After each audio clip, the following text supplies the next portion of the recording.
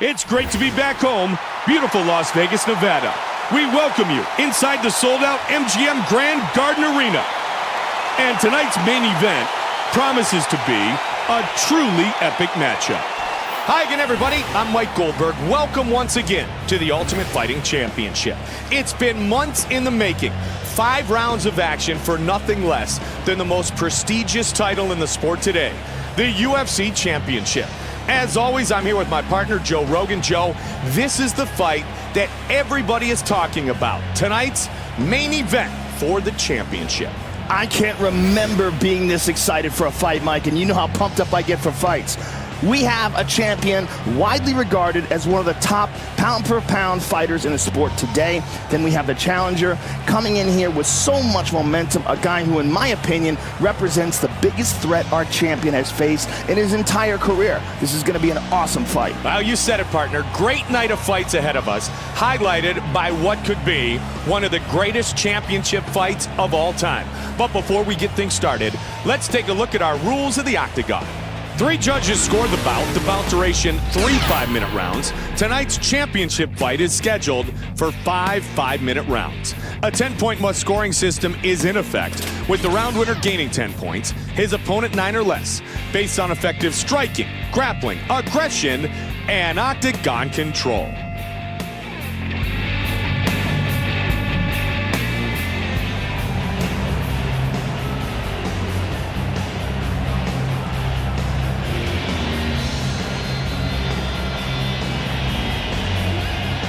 We begin our night with a light heavyweight showdown between heavy-handed athletic Anthony Johnson and the 2-time U.S. Olympian Dan Henderson.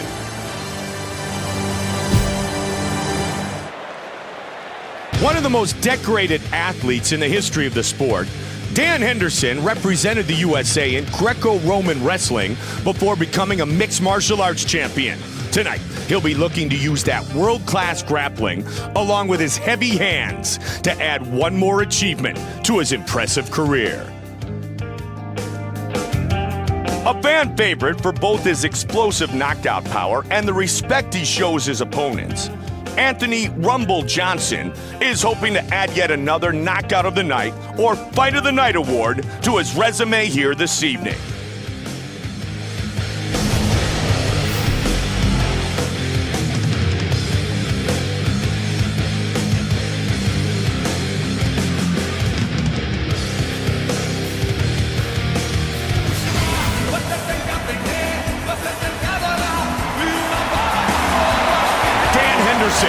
Set to enter the octagon and listen to the crowd. They love this guy. Dan Henderson has been fighting at the top level of this sport for years. He is an Olympic-level Greco-Roman wrestler and achieved what might be the most legendary accomplishment in this sport when he held the Pride middleweight and welterweight titles at the same time. Dan Henderson, ready to throw down and put on a big show for this capacity crowd.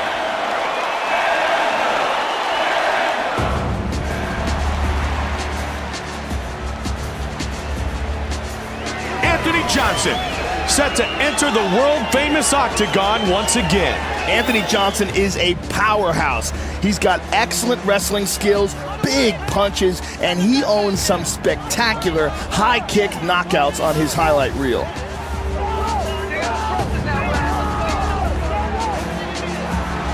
Anthony Johnson, ready to throw down and put on a show.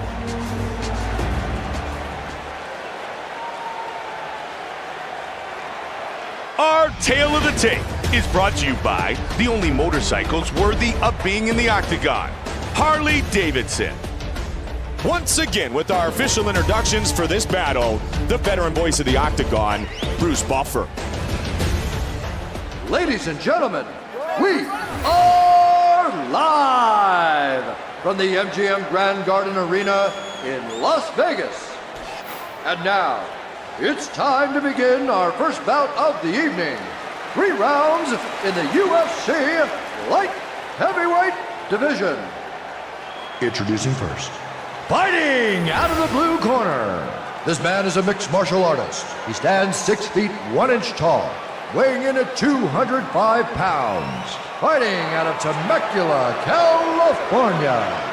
This man is a former welterweight, middleweight, and Grand Prix champion of Pride. Paulo, the Eraser Costa! And now, fighting out of the red corner.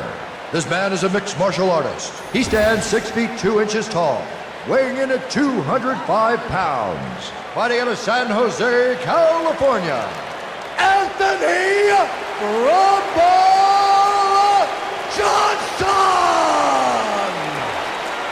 And when the action begins, our referee in charge of this contest is Kevin Mulhall. Kevin Mulhall, our referee. I'm Mike Goldberg alongside Joe Rogan. We are set to get All things right, folks, started. here we go. Got to turn Goldberg off. Let's just, there we go. Overseer intervention, nothing to see here. Not a fixed fight. Okay, thank God I can do it outside of the event mode. Okay. What do you guys actually... I'm going to run this like the default camera. Let me know what you guys think, given we're watching it. Because it could give a bit of a different sort of look, given event mode. It's a lower camera. Oh, interesting. So first fight of the night here. It's supposed to be like a cage side type look. There's a nice uppercut from Rumble. So we'll run the Paulo first fight. Costa Like Sorry. I think Paulo Costa should probably try to grapple this fight. Yeah, well. Oh, there you go. You must be Paulo Costa. Ooh. Nice shot there. Oh, again. You do not want to stand with Rumble at any point. No, no. Massive power. What's up, Privet? Hope you're doing well, mate. Pull the Acosta. It totally does. That's a badass Souls. Ooh. Nice takedown from Costa. Yeah. Let's see if he can get to full mount. He can. Uh-oh.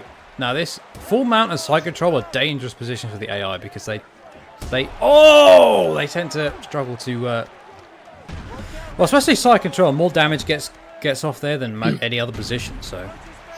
Especially when you're throwing hammers like Paulo Costa is right now. Oh, yeah.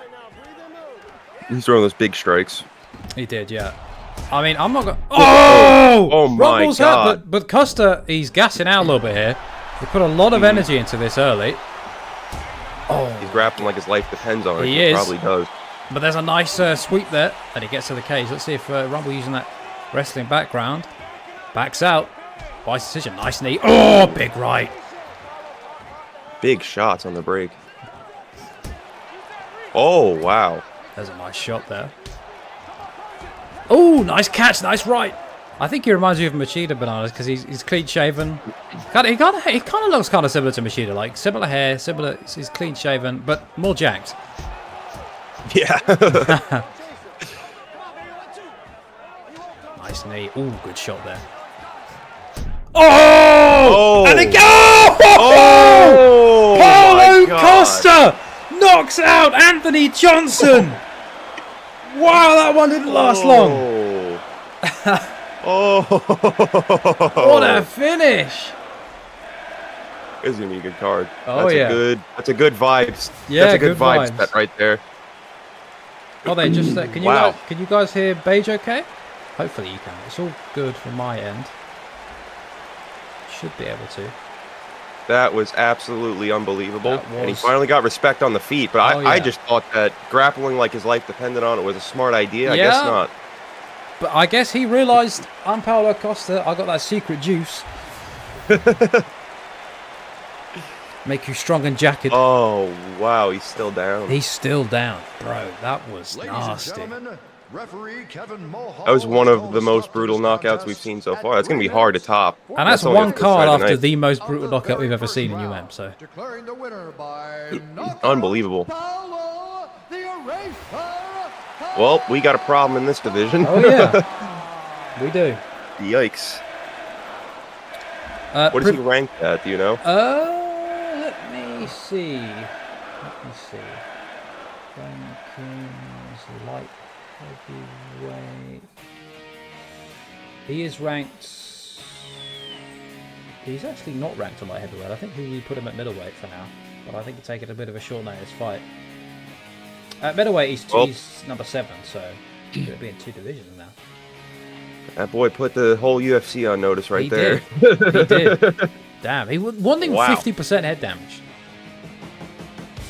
Yeah, he was getting cracked. He was, like, big Rumble was shots. come back into that, and then Paulo Costa said, no, son. Sit down. Right hand. That was mostly a boxing match, too. Barely any kicks landed. Yeah. So next Very fight's good. here. Very good. Yeah, very good. Next fight's here going to be some undercard bouts, which should be fun.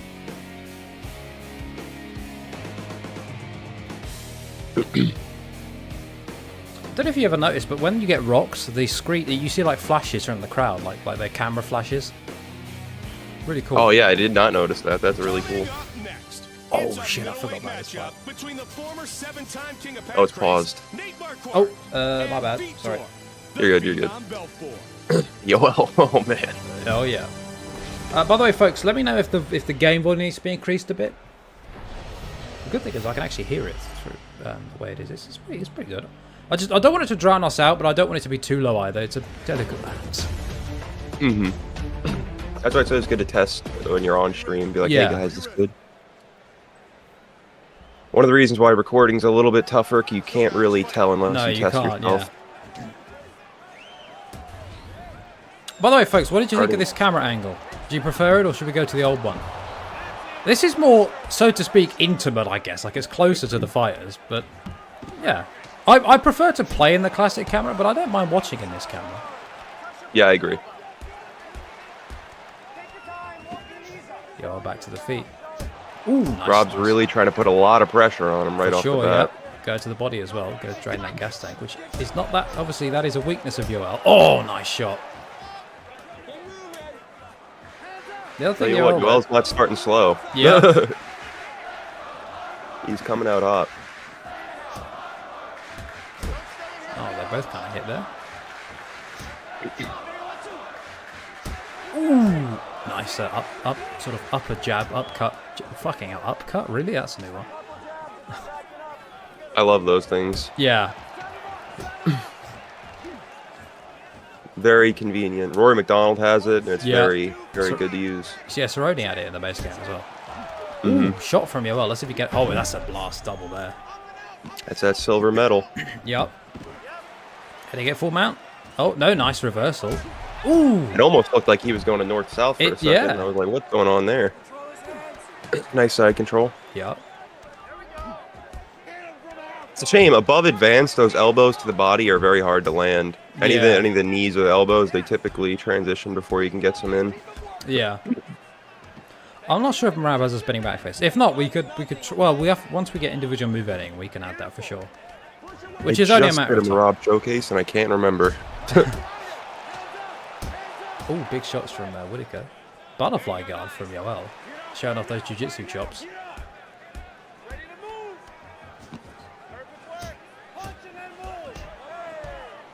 If we get another massive flash knockout, I'm going to call this the default camera blessing.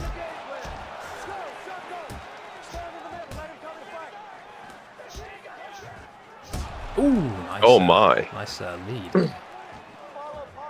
Oh wow, he's actually preempting the takedown attempt. That's cool. We don't see that very much. That's a nice shot. Ooh.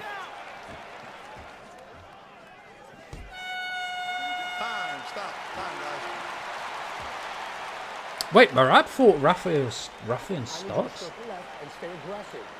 Really? He must have. Well, Merab fought. I was actually looking through his wiki page last night. He fought in the CFFC for a while before he got found on looking for a fight. Oh yeah, wait, is that what?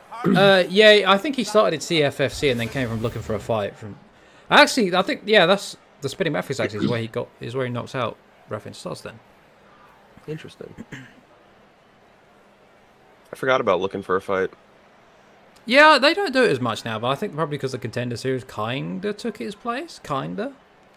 Contender Series is a lot better than like Ultimate Fighter, all that. I feel like it just makes more sense. It does, yeah. I think the fun thing about looking for a fight is you get that kind of. It's the Matt Serra. Is Dean Thomas on it? Dean Thomas is on it now, isn't it? Yeah. It used to be Nick the Tooth, I think. Yep. And yeah, you get that kind of fun vibe between them all, like the comedy. The comedy. I forgot it used to be Nick the Tooth. Yeah. I always remember hearing about Nick the Tooth because I used to watch a guy called Nick the Face. He used to make awesome MMA promos. And sometimes I think people used to talk about Nick the Tooth as sort of because they had similar names. What's up, Beast? He's trying to wrestle right off the bat. Yeah. Nice sprawl from Whittaker. Whittaker has great takedown defense. He does, yeah. He's got that. Well, he does have a wrestling. Oh, I think he's got a wrestling background. He also stands very wide. Yeah. Moves a lot. Going 50 minutes with Yoel is just always going to be. That is insane to me. Something you stick in the annals of history. Yeah. I don't care where his career goes from here. That'll always be special. Yeah. I hope you're good, by the way, Beast. We just had the first fight. Definitely go back and watch that if you haven't. Oh my God, flying knee from Yoel. I said athleticism. Yeah, and of course, if we get to third round, you know how Yoel goes in the third.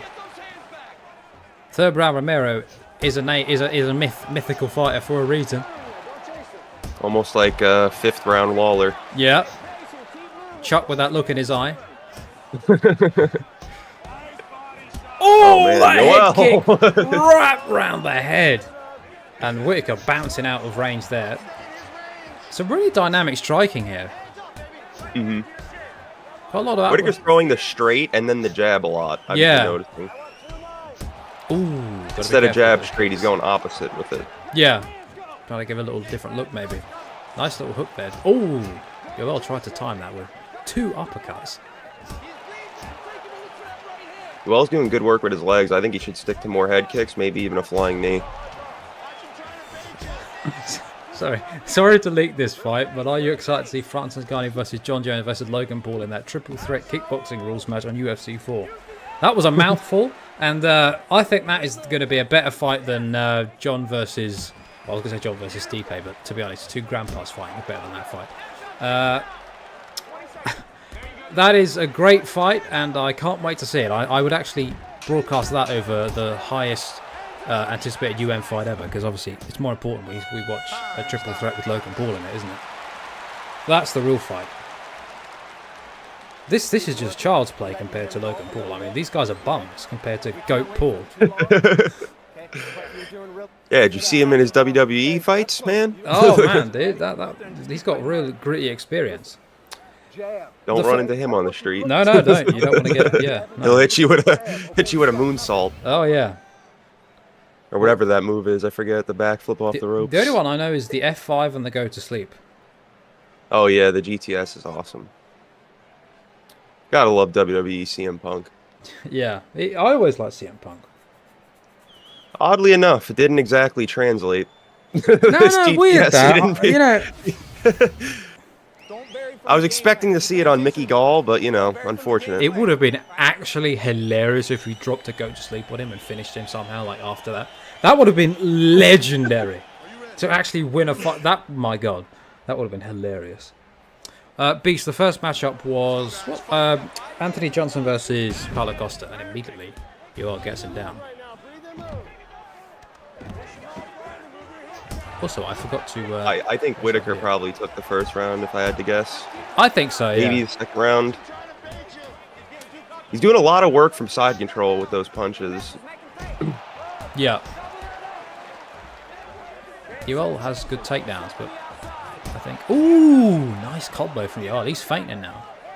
Like you said, third round Yoel. Yeah, watch. Maybe we'll see that flying knee pop out. Got that high. Ooh, faint into a take. Yoel's really got like. I feel like these guys are up in their game after the last cards. Like striking wise, there's a lot of the complexity here. Mm-hmm.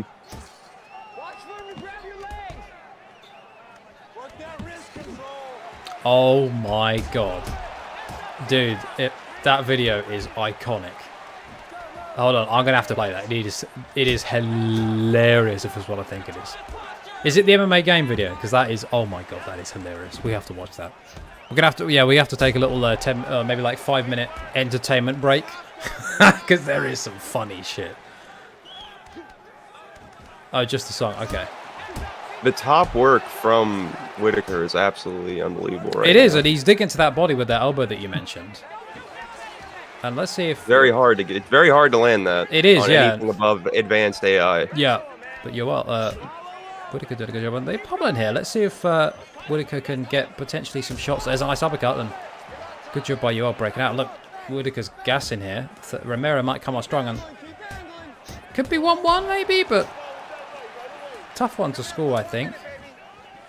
Yeah, I imagine Whittaker won the first two just because he was on top way more. But the problem is, I just completely had a brain fart. That's Excuse okay. me. It happens to me. Oh my God, what was I just saying? Perhaps he landed more on the ground.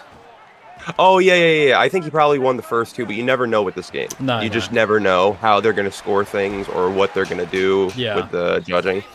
I've had fights where I've been robbed. I've had fights where I've robbed the person and felt bad for AI almost. They won.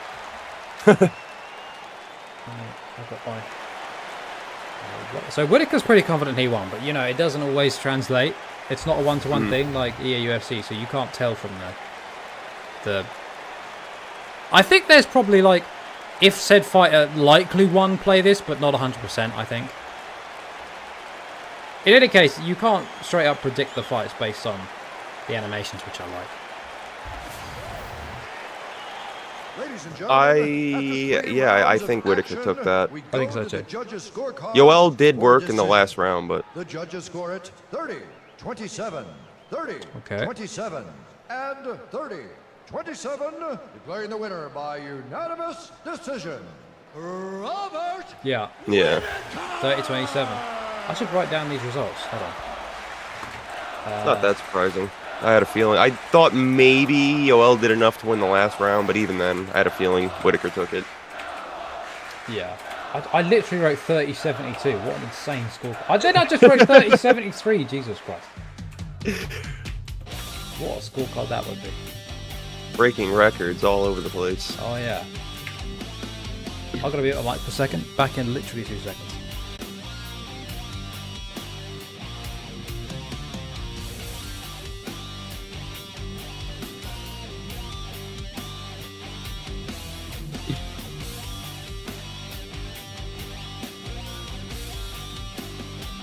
Righto, let's take a moment here to check out a couple of videos that have been sent by my good friend Bananas. So here's the first one. 37 seconds. Damn, 13 years ago. Which is only 2011. Yeah. How the time has flown. Let's go desktop capture. Okay, so... Oh, hold on. Wait a minute. Display capture. There we go. So I'm going to mute that, pop this on. Here we go. This is a video by Arso Sensei. Swan Dive Fail, original.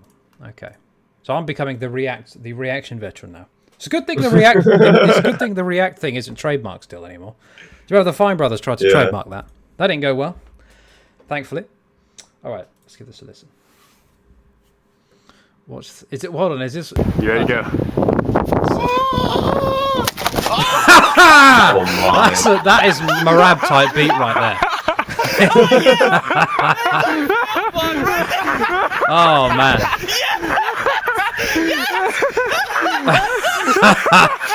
Dude fell and his mates are just losing it. But I guess they had a good time over it.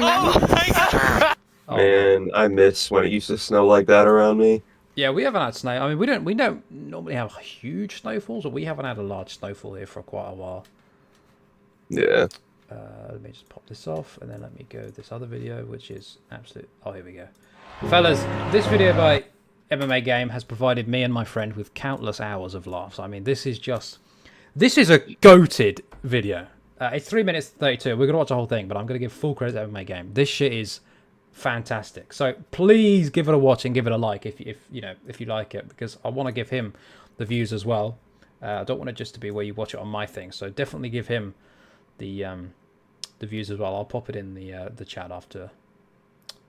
Actually, I'll pop it in the chat now. Actually, and then I'll play the video. So yeah, don't worry. No, we're gonna have to screen in a sec. I just got to bring it up here. Oh, I just opened the Epic Games launcher. Fucking hell. Wait, I have to update the system. Fuck off! Go away, Tencent. Stop. Like, well, it's probably not Tencent who did this, but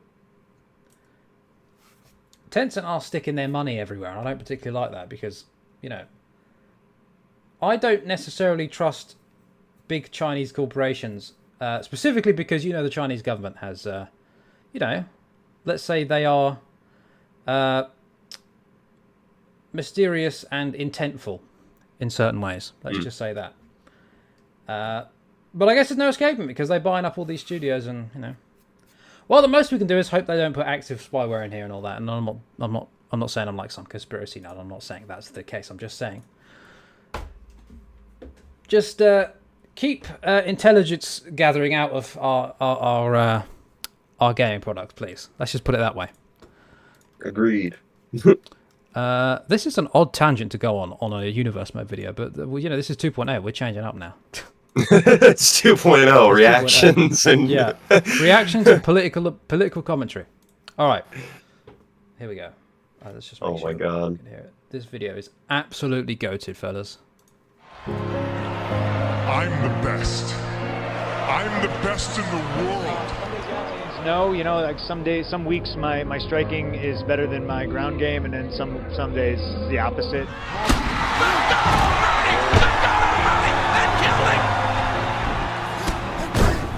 Dude, the ragdolls in this game. Insane. yeah. When you got them to work really well and look realistic, it was always really cool. Yeah, for sure. Oh man, they removed this zoom after the beta. They removed a lot of things. Oh, there's just such. I love how they removed the fact, like the vicious ground and pound after the fact. Yeah, I know. Yeah, unfortunately. It's like wet noodles now. Yeah. Oh my god. The hair. Yeah. Oh goodness. You think you might have CT after this? Oh no, not Big Rig. Oh, Big Rig. Johnny Hendricks. Oh my god. Man, this game was not good in a sense, but it was fun. Especially with it was very like, it was fun but very arcadey. Yeah. Fun in a different kind of way. Yeah, yeah. Oh.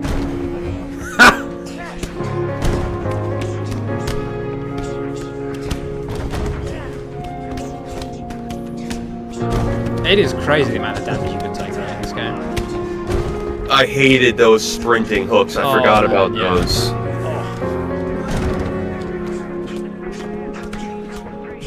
Oh, look at that head. He looked good for a moment. He thought he was Daniel Zellhuber, but he wasn't. Wow, great story. Throwbacks. Dude, Brandon Thatch. Remember when he was supposed to be the next big thing? Yeah. Oh, turns out he couldn't really grapple, relatively speaking. Eric Silva, he was in UFC 4, funny enough. Everyone remembers him for fake glove touching that one fight. The young prospect Eric Silva, 37 years old. Oh man. Some of these animations are so good. I wish they would have kept them, but they didn't. Yeah. See, look, I mean, it's a little sluggish looking, but it's still, I'd rather have this than what they have now. Yeah, 100%. Nasty. 100% the KOs look more realistic, and that's the thing. I always felt like it was one step forward and like 8 steps back with all of the UFC games. It's so unfortunate, because they had a good canvas here to work on. Yeah, they went in. I think realism-wise they went in the right direction, but like actual, like, as much, like, I think this game was less responsive, but it didn't have as much clunkiness as the later games. I'm the best. They could have had the best of both worlds. They could have, but unfortunately they chose not to. Absolutely go-to video by MMA Game. Definitely give that a watch if you don't mind. Give him a like, give him a view. Man, Was absolutely sick. I can't lie. Been a while since I saw UFC 2 gameplay. Yeah, man, UFC 2. Goated shit. Alright, let's jump into the next fight here. Let me turn on... It's wild how different the controls are. It is, yeah. From all the other ones. Because I tried to go back and play that a couple of years ago, and I was lost. Yeah, even yeah. on lower difficulties.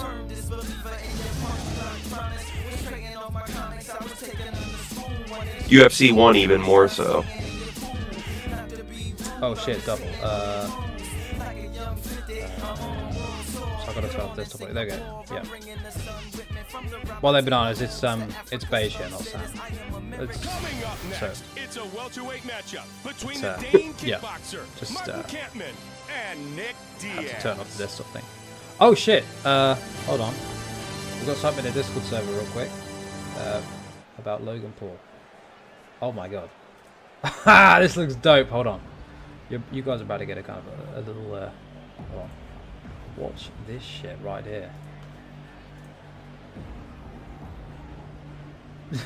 Jeez. That was cool. Thanks for the gif.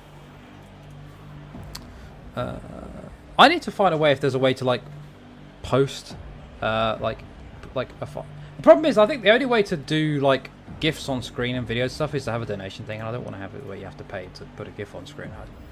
I guess I could, yeah, I don't know. I'll have to figure out a way to do that if it's possible. Okay, Ian Garry, Nick Diaz. This should be good. What's up, TCW? I'm excited for this one. Nick Diaz versus Ian Garry should be really good. Yeah. Okay. Gotta be careful with the head kicks, though. Yep, Ian Garry very quick on that lead leg. Let's see how Ian goes here.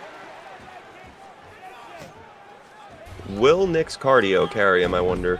Yeah, I mean, this is, it'd be interesting because could, especially if he gets hurt, like he's always got that chin in the tank, so to speak, and we can lean on it a bit. Interesting approach from Ian Garry right off the bat. Yeah. You would think he'd, well, maybe, you know, this is, he looks like I mean, visually he's old Nick, but he has prime Nick stats, so maybe he's thinking about taking his chances on the ground, but still, even an old Nick is dangerous. That guard is nasty. Oh wow, stands up. We'll say Ian Garry did do a good job on grappling his last fight, but that was against MVP, not exactly, you know, not a world beater on the ground. No. Yeah. Ooh, nice lead from that. Oh, beautiful. Good combos from Ian Garry. Diaz's guard is very different, so he's got to be careful here. Great uppercut from Ian Garry, though. Yep, Diaz fires back. You could see a lot more pop on Ian Garry's shots. Yeah, Nick. although as we say that, Nick Diaz lands a nice uppercut. lead upper, yep. There's a good low kick there. It's deep to the body. Nick throwing some kicks here. Obviously, we've got that iconic, we're throwing spinning shit now. Yeah, he's got that axe kick from Orthodox if he decides to use it. Yeah. Ooh, that jab just got out of the way. Ooh, nice check. We haven't seen a leg kick TKO from a check. That'd be insane in this context. I mean, we go long enough and we will, but yeah, I mean, that would be... Nick Diaz against Ian Garry, of all people. Yeah, that would be... checks a leg kick. Yeah, I didn't even think about that. Yeah, the Diaz brothers, not exactly leg kick defense extraordinaires. Oh no, if you watch that Nate Diaz RDA fight, yeah. That was horrifying to watch. Benson went on his legs as well. He jabbed Nate Diaz's I know, leg. yeah, like he I know. Benson had some interesting techniques. Fighting with a toothpick in his mouth, that man's an insane person. Yeah.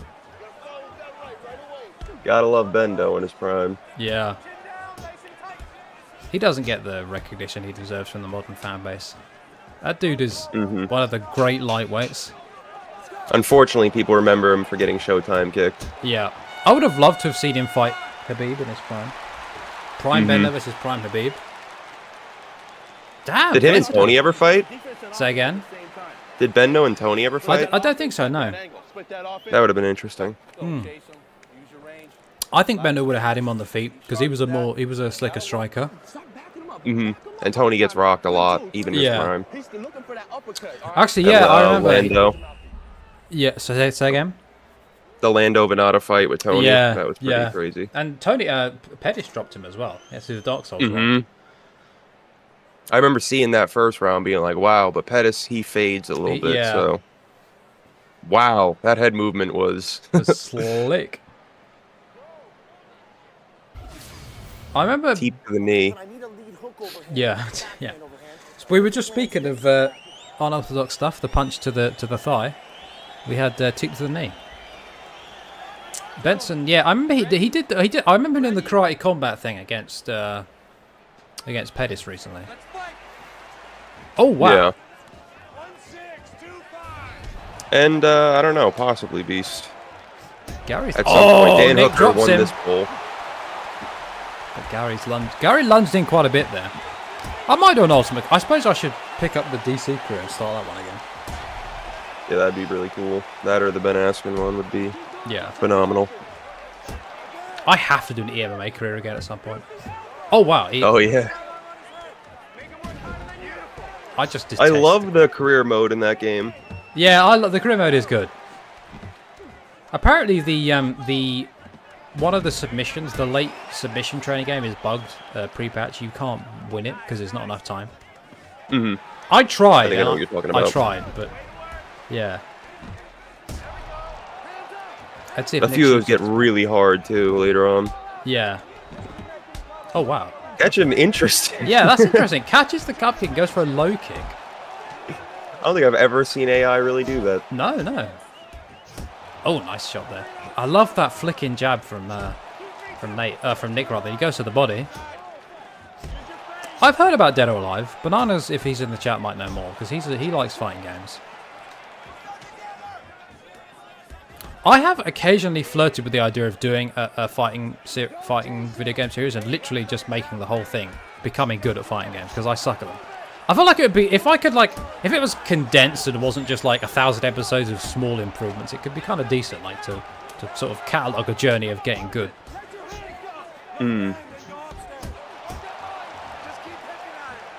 It's always interesting to see if you go back and watch like my first fights from my channel, I was not very good. And then like I've been playing every day for I don't even know how long now, so I definitely got better. Yeah. I never forget when I first played this game, I basically just walked forward and spammed the hooks. I was terrible. Nick's got the blood on his face. Trying to pummel for the double unders, but staying in over under. It looks. Oh wow, ooh, that was a nice lead overhand. Nick's got some pop, man. Yeah. Again, another teep to the knee, unorthodox technique. Ooh, good job with that. Extremely well, or Nick is extremely well-rounded in this game. He is, yeah.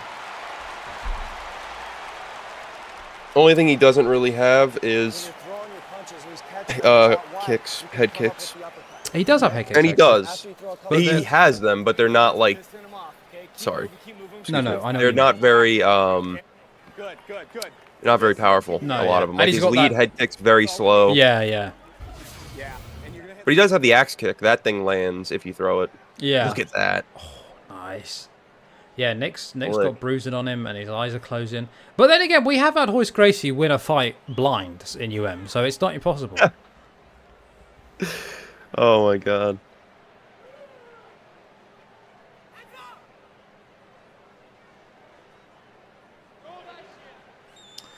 Folks, what are you thinking of this camera? Do you prefer this camera or should we go back to the original camera? What do you think, Beige?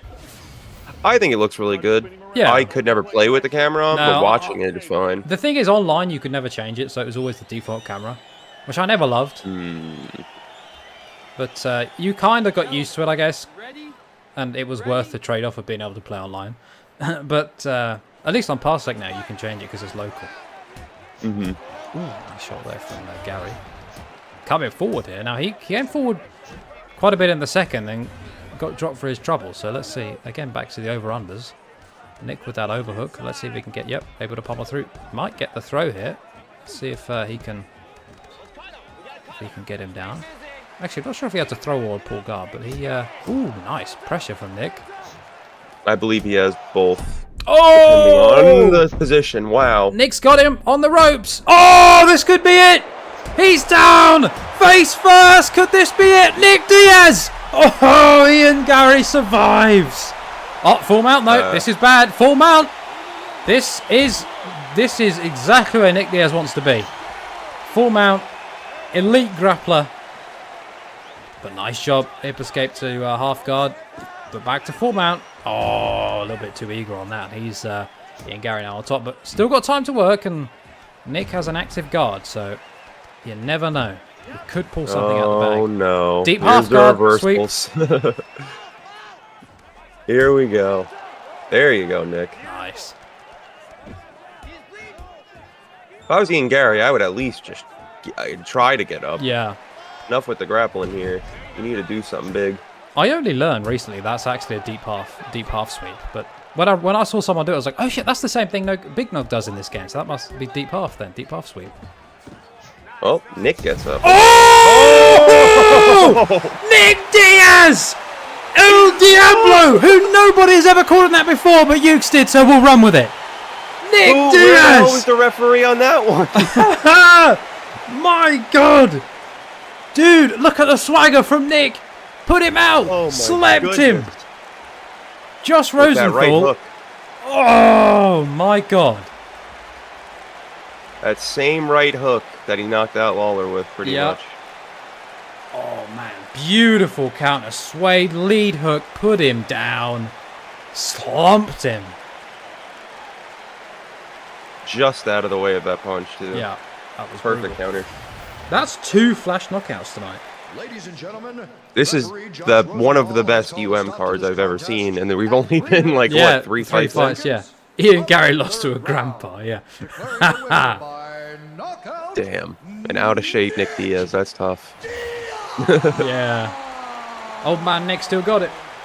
He's gunning for that belt, dude. If old man Nick wins the belt, well, what can you say? I mean, he's still the prime Nick stats, but we'll just gloss over that. We like the narrative, so we'll go for this is old man Nick. This is Grandpa Nick. It's like that one Chael Sonnen meme where he's like, "Can you imagine?" And oh yeah. Are we Cameron? Yeah. I wonder if that was staged. It could have been. Yeah, probably. But it was still I fun. feel like everything Chael does is staged. Yeah. But he's still funny with it. That's what makes it good. So, I should write down the I'll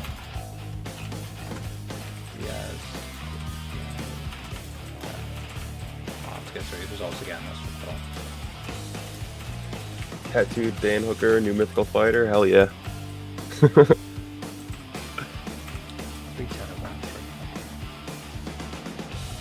up next, it's a lightweight fight between Donald, the Cowboy Cerrone, and Ben Henderson. My boy. Your boy. Your boy Eric Anders. Your boy. Your boy Dan Hooker. Yeah. I love hearing Bruce Buffer say your boy. It's always a good night when Eric Anders is fighting. Yeah. He's fighting soon, I think. Oh, he's fighting. Actually, no, I'm thinking of someone else. I thought he was fighting. Who is he? Didn't he just fight recently? I think he's fighting soon. Former Muay Thai fighter, Donald Cowboy Cerrone is as well-rounded as they come. Please ask in the Undisputed Forever Discord server. Ask in the help chat, please. He's looking to continue his success inside the octagon. That's a stiff hook there. He's looking tight there.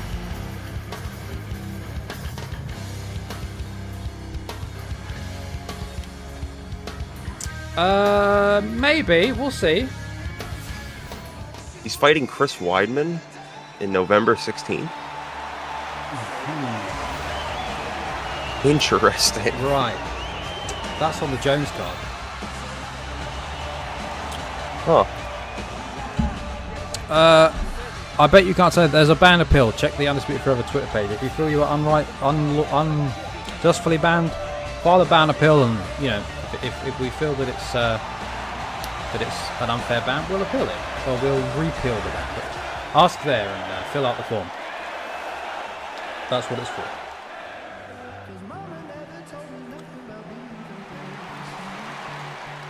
But many, basically every time, like 99% of the time, because we all make mistakes, but 99% of the time, I believe it's justified ban. But that's what the ban appeal is for. If you do feel it was unfair, fill it out. It's on the Undisputed Forever Twitter page. might have to scroll a bit, but it is there, and fill that form out. You'll get a response in the next few days. Well, if you don't get a response, it wasn't accepted. You can jailbreak a PS2 Slim as long as it falls in the right model range. Wait, no, you can jailbreak any PS3, but for full custom firmware, you need up to 2103 or 2104, or some 25 models, 2500 models, but that's a bit touch and go, as in if they're not all compatible.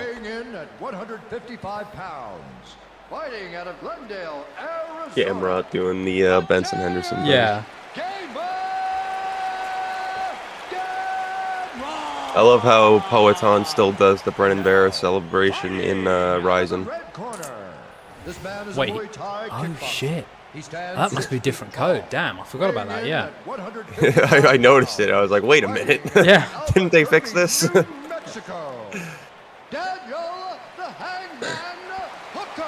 If you're going to do a PS3 Slim... I saw that, it got me. Yeah. If you're doing a PS3 Slim, I would go for a 2100 model. 2103 A or B if you can. That's what I've got. Because they're more reliable than the early Slims. I've definitely done a Rumble Johnson showcase or title run before, but I'll do another one. He's always a joy to play. I do like playing with big power. Right off the bat, Gamrot with a nice array of kicks. Yep. Ooh, speaking of head kick. I'll get to that in a minute, mate. We're watching the fight right now. Nice right hand from Hooker. Now, Hooker went far in the lightweight tournament, I believe. Oh, nice shot. I believe he got to the semi-finals. Oh, Gamrot's got to be careful shooting. Mm-hmm. You already know. I mean, we saw Randy Couture absolutely launch a knee at Cain Velasquez. No, it wasn't Cain. Was it Cain? I think it was Cain, actually. Dude, Gamrot is absolutely shooting for his life here. Oh, nice uppercut. Maybe that's why he's shooting. He's going to break Merab's record in a second. Yeah, yeah. Dude, I just realized we should track stats. That would be really cool to track, like, well, I think we could track a college result. It'd be cool to track, like, number of significant strikes and stuff. Like, that would be highest super number. cool. Nice shot there. But great takedown defense from Hooker. I think we'll have to spend some time logging them. There are quite a few fights, though, so I don't know. Maybe we'll just stick to like stuff like number of championship defenses and stuff like that. What we should also do is give out awards. Like, I think we like fight of the year, knockout of the year, stuff like that. Submission of the year. That would be cool. Dude, this is crazy. This is ridiculous. I mean, it's like... I mean, he does not want to stand with Dan Hooker right now. I mean... I will say he's landing more shots than Dan, because Dan literally cannot get anything going. Yeah, exactly. Let's see if he goes for another takedown. Oh, nice shot there. And Dan trying to go for the tie clinch. I bet within the next 27 seconds, he's going to go for another takedown. Yeah. I'm interested to see the stats after this fight. Yeah. There has to be already like 15 takedowns. Yeah, speaking of, there's another. And again, sprawled by Hooker, who's really trying to get that clinch. Might try to work that Muay Thai. Those knees, he wants those bad. Nice head kick attempt. Oh, nice 1-2 lead upper. Ooh, nice head movement there. Very nice head movement. Yeah, frustrating round for Hooker, I think. Probably wanted to get a lot more off, but didn't have the chance because Gamrot was just shooting.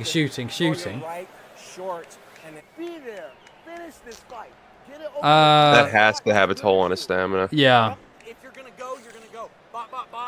Yeah, there is a way to change colour. Just go to the short section and press triangle once you've selected some shorts and you should be able to change the colour.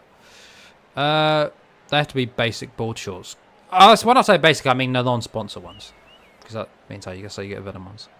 I don't think Sugar's hype train is ending per se. Well, Luke Thomas had a good point. Like early when he came in early, there was kind of this hype around him to the point where people thought he was going to be the next, like the big next superstar. Then it kind of didn't quite live up to that, and then it's going to be a hit to it. I think further still to that potential. But Mm-hmm. Yeah, I think he could definitely, if he gets another run of another run of finishes, I think he can build that hype. But oh my God, straight to it again.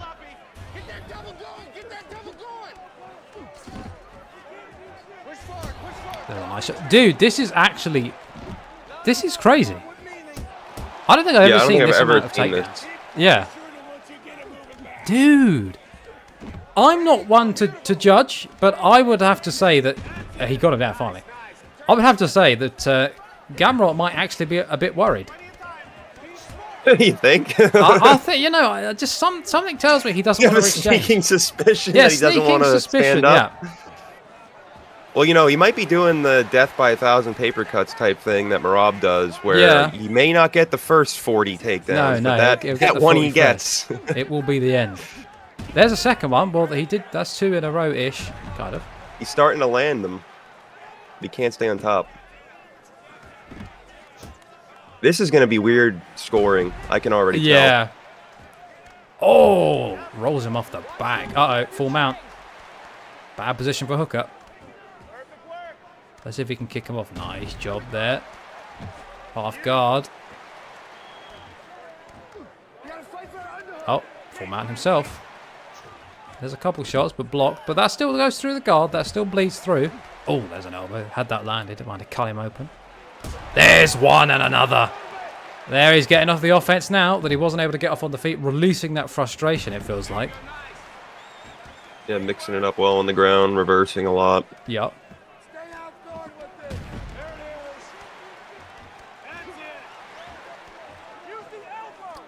In real life? Was that the Jake? I know Jake Shields was never known for being an exciting fighter, really.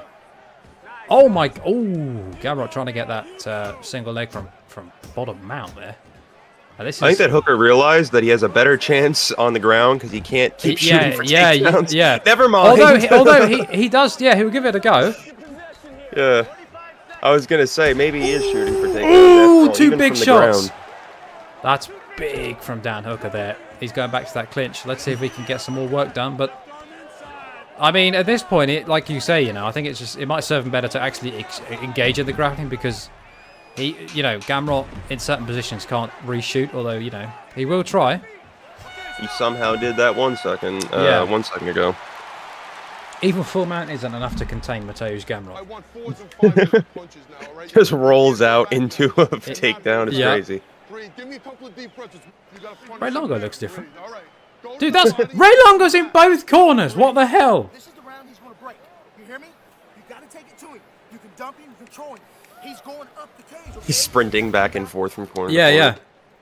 He's a double agent. I wonder what these highlights are going to be of. Gee, that looks like a takedown. He is starting to get the takedown. He is. You got to give it to him. All you need to do is score. You score with that takedown. He's double dipping. Yeah. Here you go, guys. Are you ready?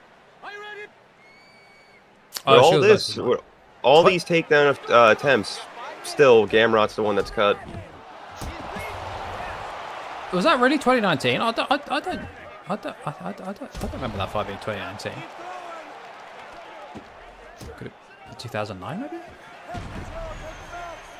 Considered fight tampering, yeah. Oh, nice job there with a single leg, but now I don't think Hooker's going to be able to get out from a single leg the same way Gamrot did. That's not quite his level of proficiency. No, but they do call Dan Hooker the hangman for a reason. The boy got some submissions on him. His guillotine and, in this game, his triangle are very, very dangerous weapons for him. Yeah. Oh, yeah, that was... All right, so October 2013 that was. The Maya Shields fight. GSP is not satisfied with their performance. What, dude? That was like that was like one of the original disses. Well, not. Oh! Wow! Whoa! That elbow, and he is split open. Oh, again! Wow! Dude, Dan Hooker is coming alive now. He sees the opportunity. He is going for it. He's like, you impressed now? Yeah. I mean, you got. I mean, you know, with all those takedown attempts, it could be 1-1. Yep. I would have to agree with you. And in the second round, he was able to get like 3 or 4 takedowns. Yeah. But those hooks right there, or the most punches damaging on the ground, shots. rather. Yeah. He is bloodied up here. Now, let's see if he loads... Oh, nice knee. Let's see if he loads up an intercept knee to the body, or to the head, rather, because Gamrot's going to be looking to shoot. Although, actually, funnily enough, he might be trying to use this time to get some striking up now that he's sort of conditioned Hooker with all of those. Oh, hold on. Oh, that whip knee is devastating if it can land. Mm-hmm. Hard to land. Yep. Hooker likes... I think he's slowing down a little bit. Oh, front kick. Nice catch. Interesting. Goes for Undertaker. Maybe trying to score points there. Knowing... That is a Dan Hooker move right there. Yeah. We saw that in real life, obviously, against Paul Felder. I almost got him Paulo Felder. Paulo Felder, a new mythical fighter. Yeah, new mythical fighter. Found that secret juice when he's running those triathlons. That's an interesting fight. I would probably give that one to Hooker. Maybe. Damage-wise, you gotta. Damage-wise, for sure. First round, nothing really landed because there was no opportunity. But second round, I'd probably... You know, Hooker got some damage off in the second, but in terms of control, I'd give that to Mateusz Gamrot. So, yeah, that's a tough one. That's a tough one. One of those that, you know, under new rules, I'd probably give that to Hooker, but old rules... It's like a Gamrot fight. One of those things where Gamrot could have possibly won the decision, but Hooker definitely won the fight. Yeah, if this was RIZIN, it would have been a Hooker fight, I think. The judges' scorecards for a decision. The judges score it 29, 28, 29, 28, and I think that's got to be Hooker. 28, declaring the winner by unanimous decision. Daniel. Oh wow! There you go, Dan Hooker. Oh, hold on. Oh my God, whoops. I think Gamrot got the second fight, or second round. Yeah, I think so too. Paulo Felder versus Anderson Aldo, who wins? That's a tough one. What about Giblert Melendez as well? Giblert Melendez. Oh, Reebok. Yeah. Reebok. They someone must have got a reprimand at best after that one. How do you mess that up, though? I mean, must have been someone who wasn't that involved in the sport, clearly. Better than the Fox thing, where they're like GSP, and they zoom in on Frankie Edgar. Oh my God! Wow, that reminds me. I think I remember Joe Rogan being really not nervous, but I think he said something like, "I'm surrounded by the people who don't know what they're talking about," type thing, or something like. Yeah, they're just focusing on one thing. Yeah. Oof. All right, let me write that down. That was 29-28 across the board. So that was Hooker beats Gamrot. I did, yeah. Apparently, someone said that was an Easter egg because Kendrick referred to himself as Bud Crawford. Terrence Crawford on one of those recent. Oh yeah, Kendrick Lamar. That was crazy.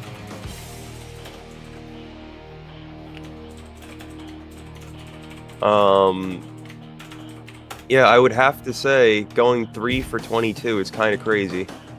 I didn't even see that. On takedowns. Yeah, 3 for 22, and Dan Hooker was 1 for 3. Whoa. Well, percentage-wise, it might be better for Hooker. 100%. That's a good point. Why am I even saying that it might be? It is. Sometimes I don't have the quick maths. Coming up next, it's This would be bizarre in real life. I have a feeling Tom Aspinall would probably run through DC. Well, that sounds a bit blasphemous. Hold on now. I feel it is prime. DC was quick, so maybe not. Old DC, I think Tom would probably, as long as he could avoid the takedown, I think he'd do really well. It seems a lot harder to hit. Like, I know to a certain extent being taller is always better, but sometimes when people are a lot shorter, it seems like Stipe had some issues with DC's range. John Jones got boxed up a little bit by DC in their second fight. Yeah. I remember DC kept grabbing his hands and just landing some big shots. Yeah, I mean, I even in his prime, I think Tom Aspinall with his speed and his power would still... I think he could beat DC quickly, but it wouldn't always go that way, if you know what I mean. Like, I feel like in his prime, it could go either way, but I think there's a few times where Aspinall could beat him pretty quick, but also think there could be times where, you know, DC could, you know, slip, catch him, and if he gets him down, I mean, you know, we don't really know about Aspinall's defensive grappling. I mean, I'm sure his jiu-jitsu is good, but his defensive wrestling and potentially his cardio as a result might not be all that. We don't know. We thought we were going to see it against Curtis Blades, but... Yeah, and then he just decided, right hand. He's like, it's 5 in the morning right now. I want to go to bed. I want to let me go home. What am I talking about? He probably drank a few beers after. Yeah. Had some fun. You win a fight, you're not just going to bed. No. Some people do, though. Yeah, I mean, if it was 5 in the morning, I could see him just fucking... But honestly, he probably wouldn't be able to sleep for a bit from the adrenaline. Then you got Chase Hooper going to buy M&M's after he wins. Dude, the way he dropped Vyacheslav Borshov, Jesus Christ. I did not expect that. That kid is really tough. Him in the Tamer fight, I remember thinking he was done. He was in a guillotine that I thought was done. It looked like he was done.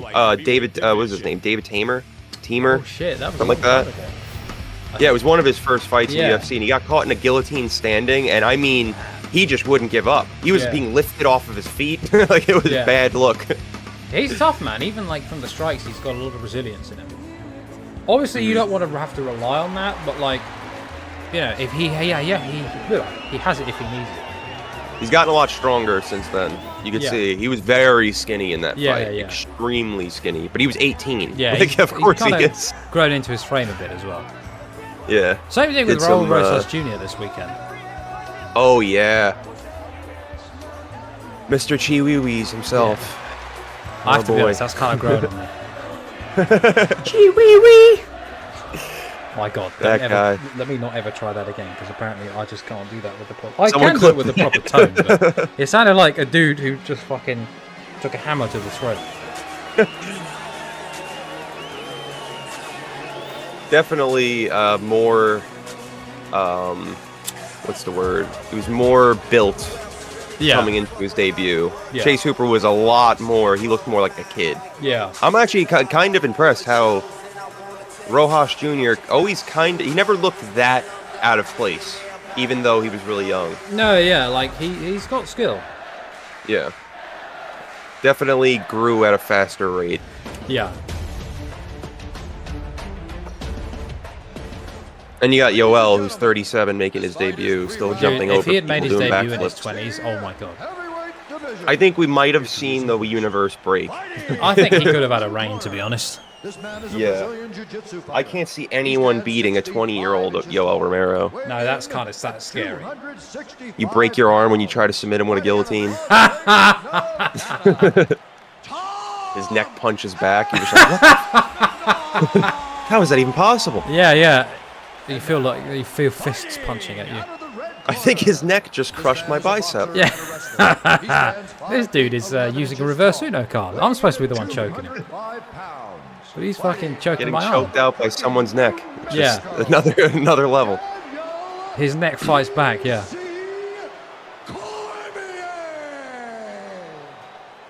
And when the action begins... Oh, Rob Whittaker said it was like kicking rocks when he was fighting him. Kicking concrete, I think. And, and Rockhold said similar. Yeah.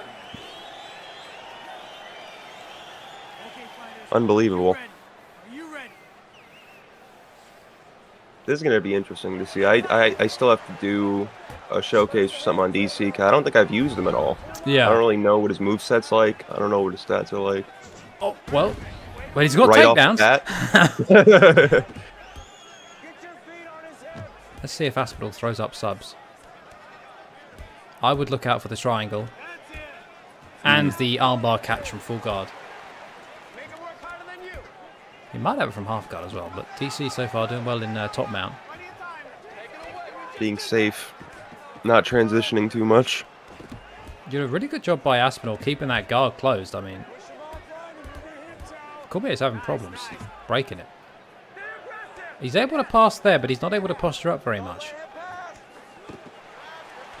There's a nice kick off. Nice reversal from Aspinall. And turned right back round. Uh-oh, here we go. Posture up. Oh, nice hip escape. Oh, this is... Wow. Nice defense. Yeah.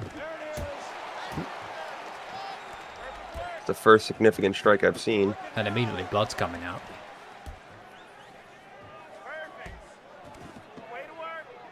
I like DC going to the body a little bit. You should probably do more of that. Yeah.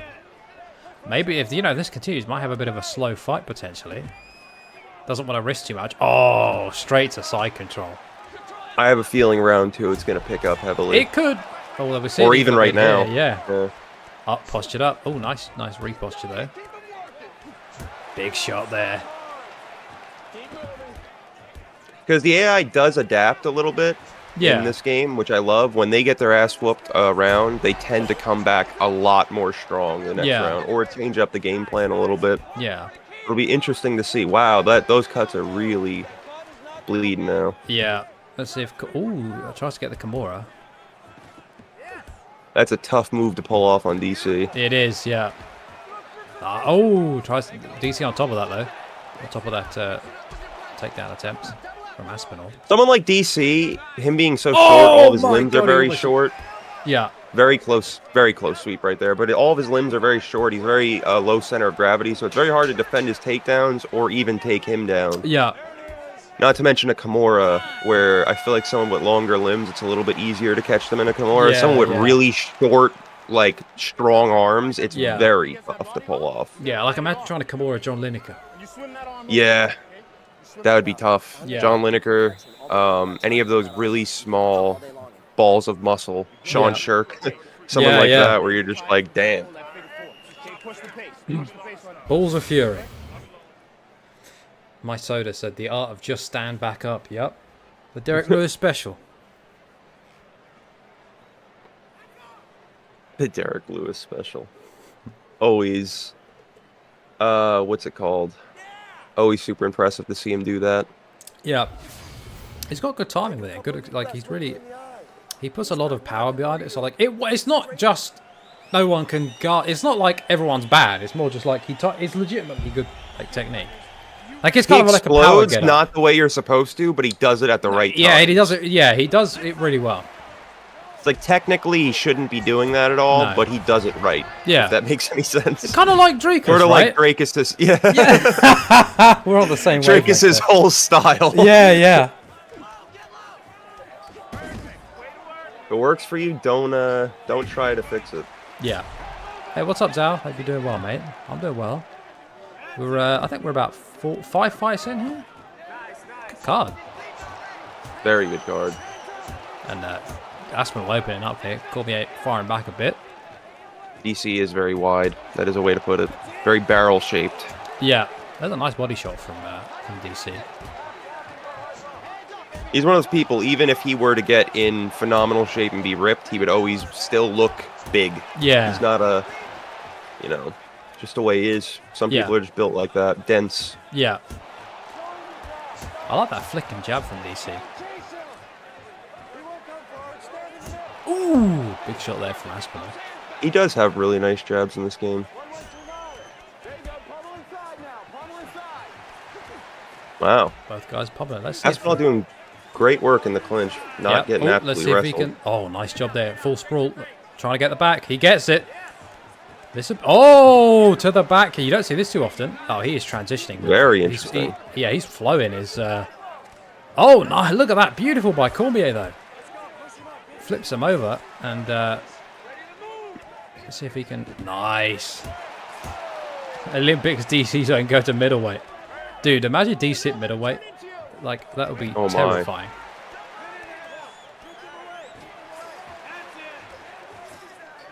There's a few fighters where I think about, like, if they just cut a little bit of weight. Yeah.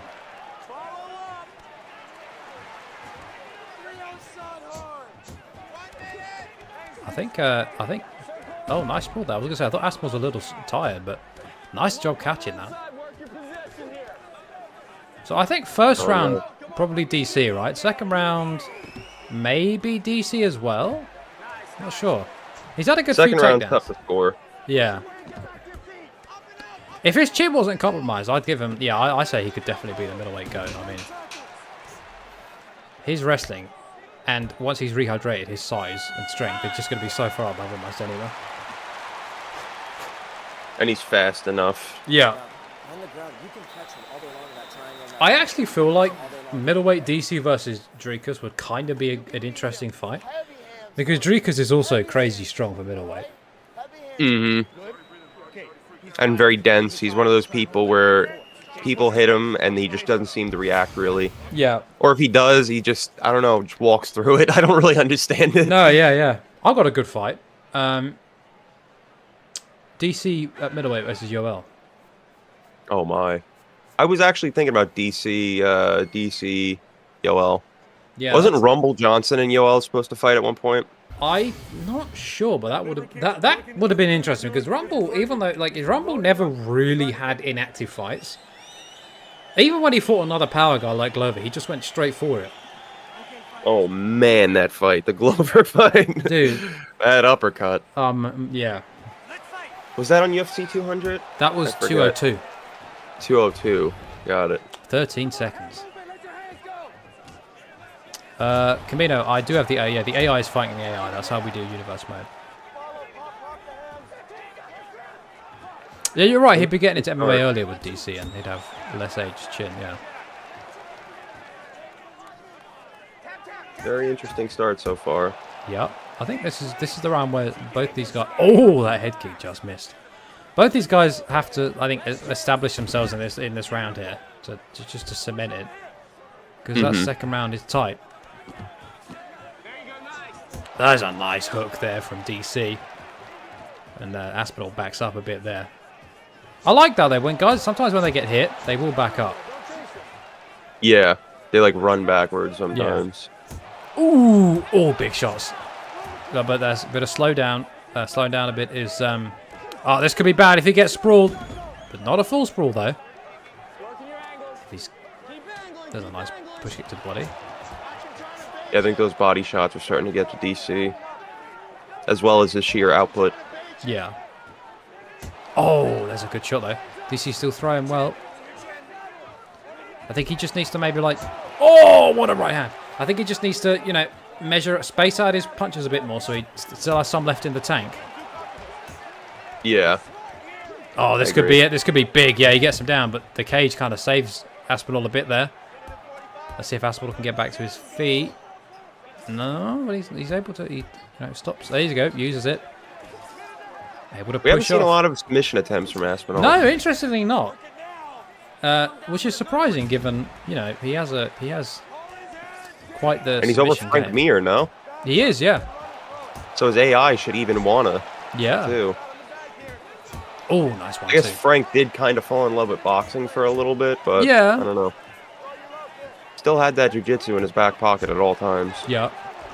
Oh, this could be big. That's a nice right hand.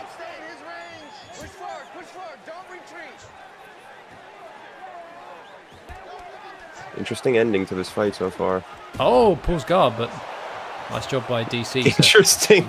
Yeah. I don't think I've ever seen anyone try to pull guard on DC. I think that was a sort of a Hail Mary, maybe. That was a good fight. I think DC won that. Yeah. I'd have to agree. Yeah. Aspinall just couldn't really get anything going at any point. No, I mean, he landed some shots, but especially in that third round, DC had the more sustained offense. That top control, man. Yeah. Also, what's up, Douglas? Well, I mean, I'm one of the few who actually likes Merab, so I was happy to see him win. I like Merab. I acknowledge it wasn't the most exciting fight, but I was nervous for Merab because God knows when it was on the feet. 29, 28, 29, all right, 29, 29, 28, all across the board. Let's see who's for. Yeah. Yeah. Oh, I forgot to put the blocker on. Shit. Oh wait, no, I didn't. I'm looking at my screen. Oops.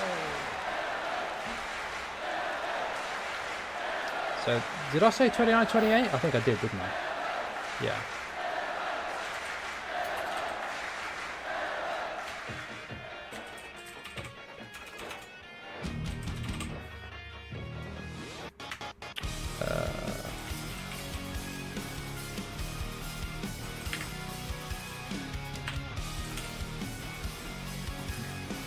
EC requested Skillet, that's why it's on.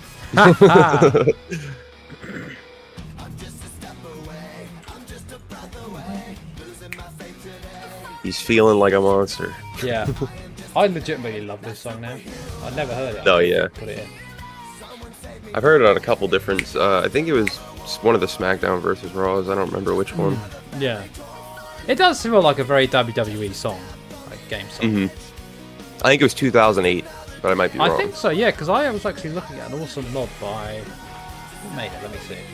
2007. SmackDown vs. Raw 2007 was like the first... Not the... I played like the PS2 ones. Whatchamacallit.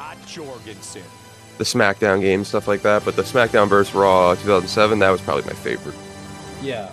Great soundtrack. A lot of non-point. A lot of Skillet. There's some other stuff. Or actually, no, Skillet was in 2008. I forget what else was in there. Good stuff. That's all I know. Yeah. Just want to check. Someone made a mod. Let me see who it is.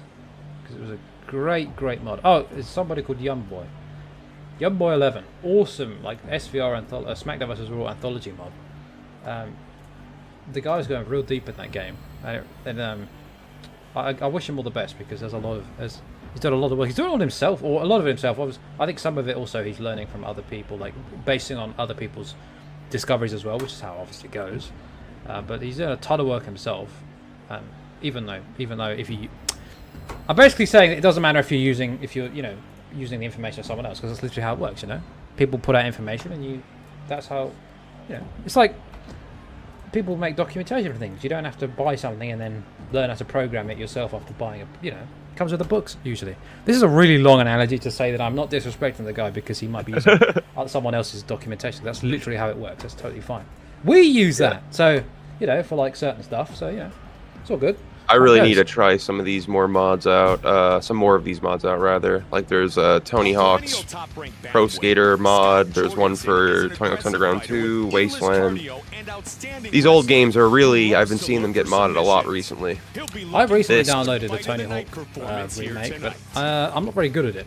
Which is understandable. I guess skateboarding just isn't really my thing, but it's cool. Yeah. I was a big skater back in the day. Not anymore though. Terrified. I mean, I can imagine, especially if, like, it is risky. Yeah.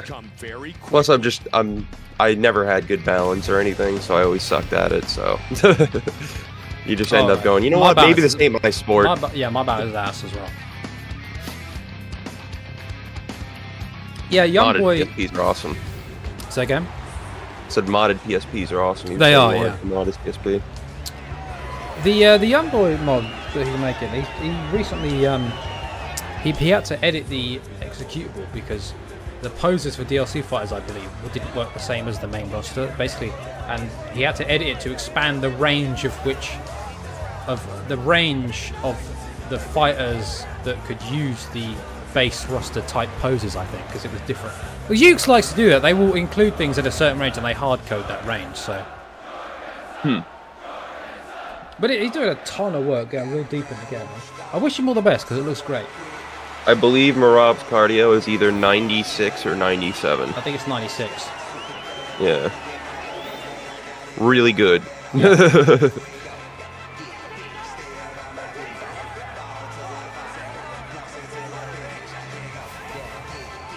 It almost looked like the reshade was on for a second.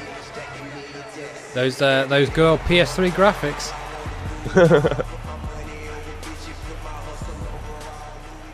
I actually wouldn't be opposed to really increasing it for the sake of universe mode, but I wouldn't put it in the main mod. For we might experiment a bit with stats. I mean, not a ton because I'd have to redo them every update, but for the sake of more authenticity in AR versus AI, we could do that like we did with Karenin. Or in Ngannou's power, for instance. That is an interesting. I Really might do that. Although it might be kind of OP because, like, I don't know. He might win everything then. We would have to see more Ngannou fights, see how it goes. Yeah. Damn, they're booing him here as well. And now, fighting out of the red corner. This man is a wrestler and a kickboxer. Well, if you're going against Mighty Mouse, he's probably always going to be a well-liked guy. Yeah. It's like fighting Stephen Thompson. Yeah. Everyone likes Stephen Thompson. Karelin must be broken. Well, we fixed him, but yeah. That pre-death Karelin was that was a one and only time. Let's just put it that way. Immortalized in Beige Willard's video on the first time. Very fun. Karelin. Yeah. Very fun. There's a reason it's my most viewed. Yeah. Ready? Took smash literally. Oh yeah. So they touch up here. Ooh, nice couple jab, catching Merab as he comes in. It's not completely out of the question for Mighty Mouse to win this. He's extremely fast. It's not. Yeah, he is very, very fast.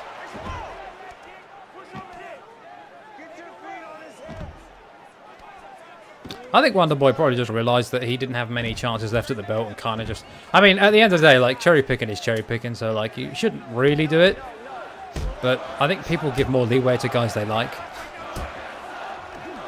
Also, he's paid his dues. Yeah, that is true. Like, I do get that as well. Like, if you had a ton of fights, I don't necessarily mind it too much. So yeah, if you're I'm not gonna be like Diego Sanchez has to fight Diego Lopez right now. No, yeah, that's fair. Like, yeah, like if you're nice shot there, Byron. If you're an up and comer though, and you're trying to pick fights, like that's not. Like O'Malley when he was coming up a little bit, people were like, "Dude, just fight someone." But Yeah, I kind of get what he was doing. Yeah. But at the same time, you're gonna get hate for it. Yeah. Some nice shots landed by Merab here, working in the clinch, which is obviously one of his better locations. There's a nice knee. Also, if you're champion like John Jones, you can't cherry pick. No, you can't. Like he's doing. Unless, of course, you're Dana White and, you get to do what you want. Walk into an alleyway with John Jones and, yeah. Whatever he said. Dude, that is some crazy amount of fucking privilege that he's got. Like the Dana White privilege. Yeah. Like, I mean, it's not even Dana White privilege. It's just fucking stupidity with, like, I like this guy, and for whatever reason, I'm just going to let him get away with the stuff I would normally strip other guys for 3 times over. Mm-hmm. That's what I don't like. Like, this double standards. It's the same thing with Conor. Oh, my goodness. Arm triangle.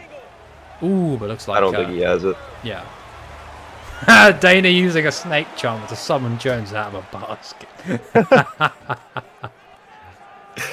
I didn't expect to read that tonight. Or ever, really. But there's one. Oh, stands up. You never know on UM night. No, you never know, yeah. Nice sprawl from Mighty Mouse. Yeah. Again, lower center of gravity, really good takedown defense. Yep. I've got to set up the points thing that we used to run. I'm gonna have to try and get that set up. Oh yeah. It's a shame you can't run it through the chat like you can on Twitch. But, round 1, I might give to Merab.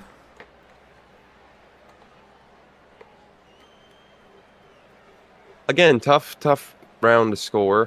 Mm-hmm. Not a lot going on here. A few takedowns here and there, but not an insane amount of damage. No, yeah.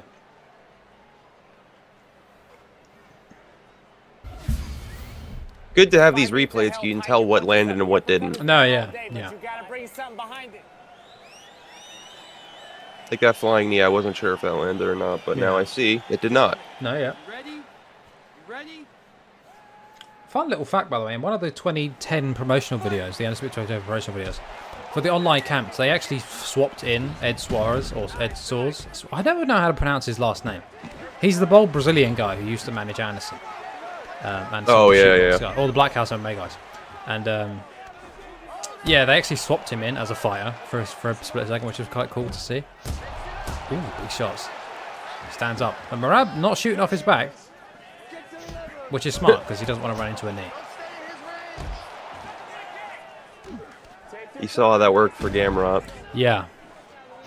Eventually, he, yeah. Interestingly, that would actually be more of a Merab strategy. Well, actually, not really, because Merab... Well, yes and no. Like, Merab does shoot an insane volume, but he doesn't, like... He doesn't shoot quite to that. Oh! Oh! He's hurt. Wow.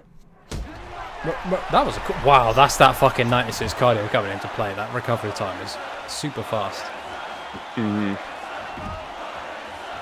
Actually, I'm not actually sure if it does affect recovery time, but it wouldn't surprise me if it did. It's going to take a real... I think it affects damage. I think the more damage you are, it probably recovers, you know. Yeah.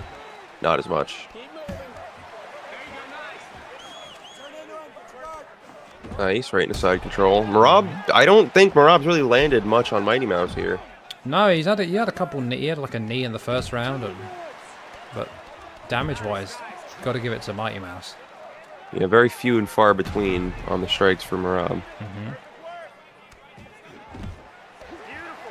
It's already cut, too. Yeah.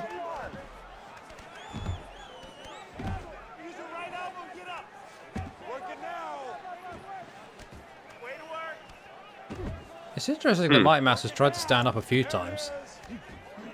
Yeah. Nice.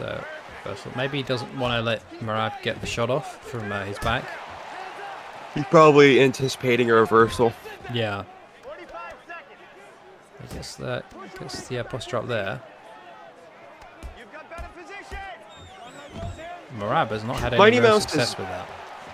Mighty Mouse is choosing odd times to try to get up to. Like, he'll get into a dominant position. Yeah, and then he'll just stand up.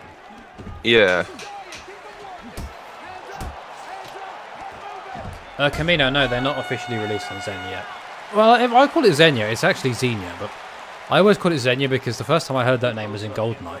Xenia on the top, if you ever watched that film. She was the Bond villain girl. Well, there was two Bond villains. I was going to say, she kind of... I know she wasn't the Bond girl in that film, but yeah, she was the villain, kind of. One of the two villains, but yeah. I've always called it Xenia, which is not correct, I don't think, but for the Xenia emulator, but didn't think I'd be talking about James Bond films tonight, but you know. James Bond and Snake Charmer Dana White. Yeah, fuck yeah, no. This is an odd night.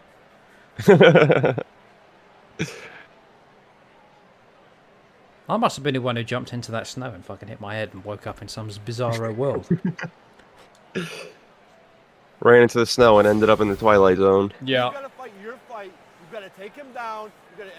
Very odd sight to see Merab getting dropped by Mighty Mouse there too. But Mighty Mouse, he's just very quick with it. Yeah, that would actually be an interesting fight in real life, Mighty Mouse versus Merab. I think Mighty Mouse would be too small, but it would be... That would be... I would like to see that. Mm-hmm. Mighty Mouse's grappling's got better and better throughout the years. Yeah. Oh, drops him again. If he jumps on him, he might. A beautiful stepping jab, but Merab catches it. He's gonna. I think. Excuse me. This third round, he might need a finish. Not sure. I mean, the first round, I think he had a couple takedowns though, so that could secure the first round for him. But second round, whoa. Okay. Merab is swinging. He is. I'd have to give that second round to Demetrious Johnson because he had the rock and did more damage for sure. So let's see how the third round's going to go. Maybe get a throw hit. Oh, Merab reverses.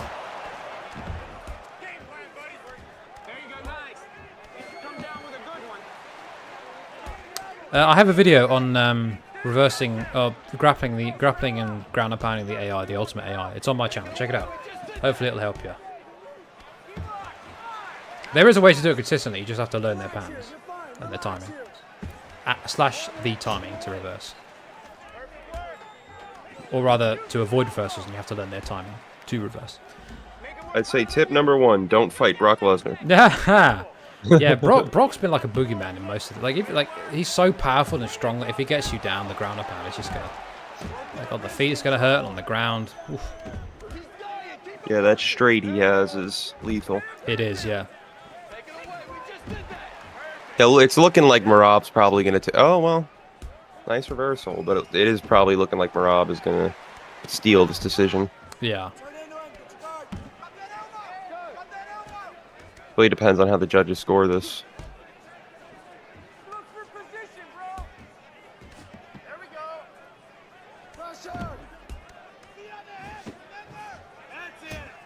I think Merab's... Well, I think DJ's going to need to drop him again, maybe. Ooh, that might seal it. Nice shot and a takedown. Mm-hmm. It's not over yet, but it's probably over. Okay, hold on. That timer's moving fast. It is. Oh, yeah, that's probably game. There's a nice shot. Last rank KO, watch. Or last second, imagine. Points at the floor. Yeah. Pulls a Max Holloway. That'd be crazy. Yeah. Oh, man, DJ looks kind of... He looks tired, fatigued. In true Merab fashion, it looks like he's about to do a back handspring out of excitement after a 5-round fight. Yeah. He looks like he's barely broke a sweat. No, reversing, you just flick the right stick left or right regardless of which way they're transitioning. But check out the tutorial I did because it covers that.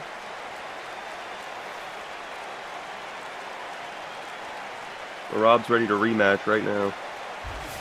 I should mention it doesn't actually cover the controls of the transitions, but it talks about when to transition. Go to the judges' scorecards for a decision. The judges score it 29, 28, 29, 28, 29, 28. and 29, 28. Merab, we thinking? Yeah. Yeah. I wonder what DJ won there. Probably the second round, I'd say. Because he had him hurt in that second round. He did drop him at one point, right? Yeah, he dropped him. Yeah. Rocked him. Dropped him rock. Ha! Drop him rock. Face the Pain. I love that song. I know. Yeah. I know Luke Thomas hates on it, and I know it's not his style, but I'd always love that song. Brings me back to those old intros. Yeah. So cool they brought it back to 300. I was hoping they'd do it for the main card, but oh well. I was also hoping they'd bring back the Gladiator, but I guess that was too much. Yeah. 1, 2, 3, 4, 5. We might be on the co-main after this, actually.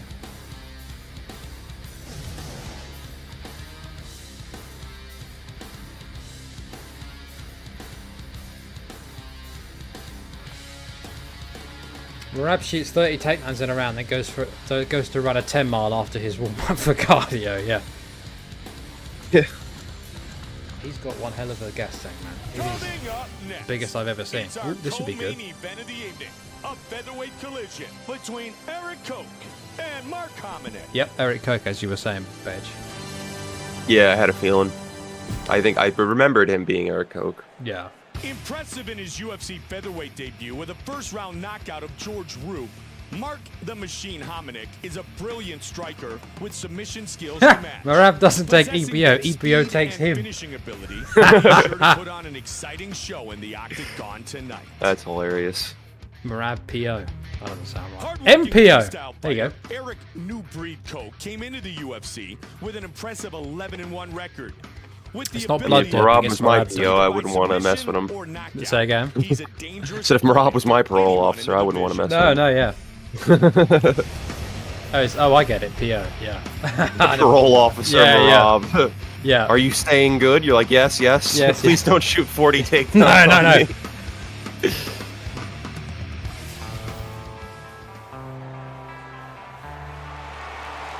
You know, if they try and do a piss test, the piss test jar just shoots a takedown on the tester. Oh man. EPO takes Merab is so funny. Yeah. Alright, Camino, have a good one, mate. Yeah, dude, that would totally be something Merab would do. As a PO, he'd let you run so he could get a light workout as he chases you across the state and the entire state on foot, even though you're in a car. Merab is inevitable. You can run, you can hide, but you'll never get away from it. Reminds me of that Dana White meme. It was on Reddit at one point where Like you can, I think it was a copy pasta, but like you can run from Dana, but it'll always come for you. I think it was like an illegal streamer running from Dana, and Dana would just keep walking him across the whole country. I think. Oh my god, they don't need ankle monitors. They got Merab out here. Yeah, yeah. Could you imagine sending like dispatching Merab to get illegal streamers? Sprinting to your house. Yeah, yeah, yeah. Hello, brother. Hello, open up.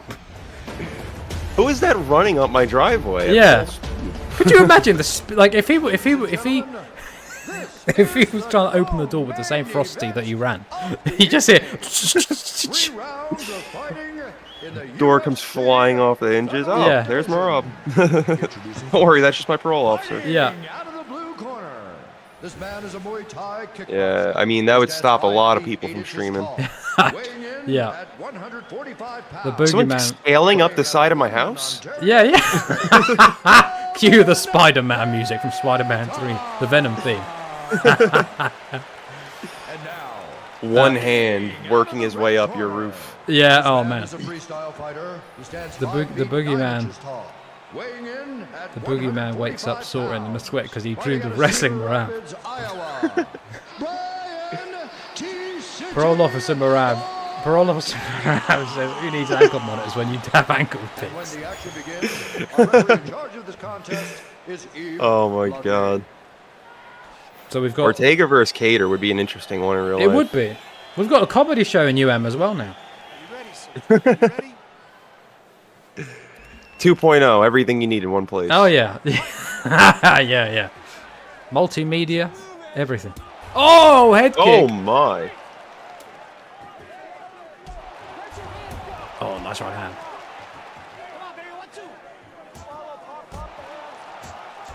Okay, they're coming forward here. Ryan Ortega been training under Eric Coakley recently. Yeah, yeah, yeah. Very similar styles. You could even say he has exactly the same attributes. What the hell? Merab is the first man on record to double leg an entire religion that then caused the fall of ancient Greece and pan-Hellenism. Double leg Greece? Damn.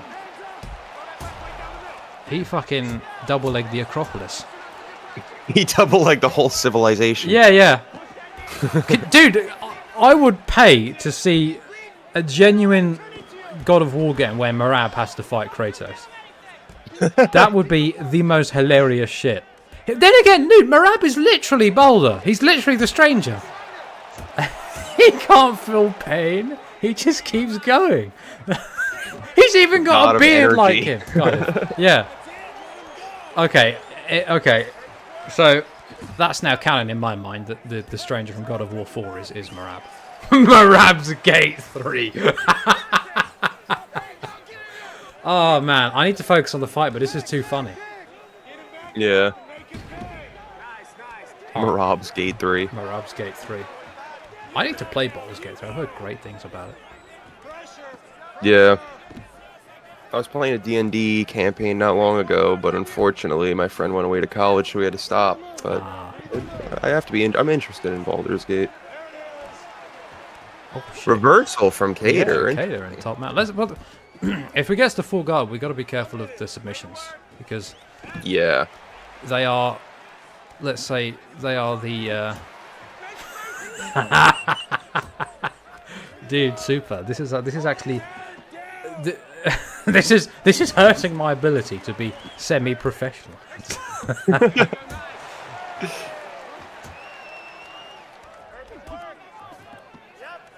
Nice job, but end of the first. Well, I'll be totally honest. I don't really know who won. Besides, someone got a takedown.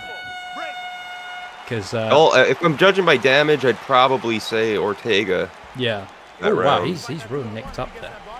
Yeah. That cut on the side of the face you don't see often. No. I need you to circle left and stay aggressive. And Ortega's looking. Merab won round 1. He doesn't even have to be in the fight to win. This is the MFC, the Merab Fighting Championship. The MFC. Oh my god. He actually kicked him with the back of his leg, basically. Yeah, that's a real calf kick right there. Calf kick to the temple. secret technique. That's the dim mag. That'd probably hurt your calf significantly more. You just dead leg yourself. Yeah. That hook kick did not go according to plan. No. I'll say Ortega's definitely looking ready for this next round. He is, yeah. That's nice. Ooh. Way fresher looking. Yeah, lots of combos off the bat. There's a nice body. Oh, great head movement by Ortega. Oh, okay, he's coming on strong now. Nice combos, landing well. Generally bigger as well. Yeah. Oh, nice shot. Interesting that Calvin Kattar's going for the... Gotta watch that neck. You're measured by Merab. Oh, man. Oh, my God. I have a sense that Merab is soon to be added to the weed law at this point. This is where this feels like it's going. Merab versus Oro coming soon. Oh, my God. Yeah, we're getting Merab law right now. This is Merab law.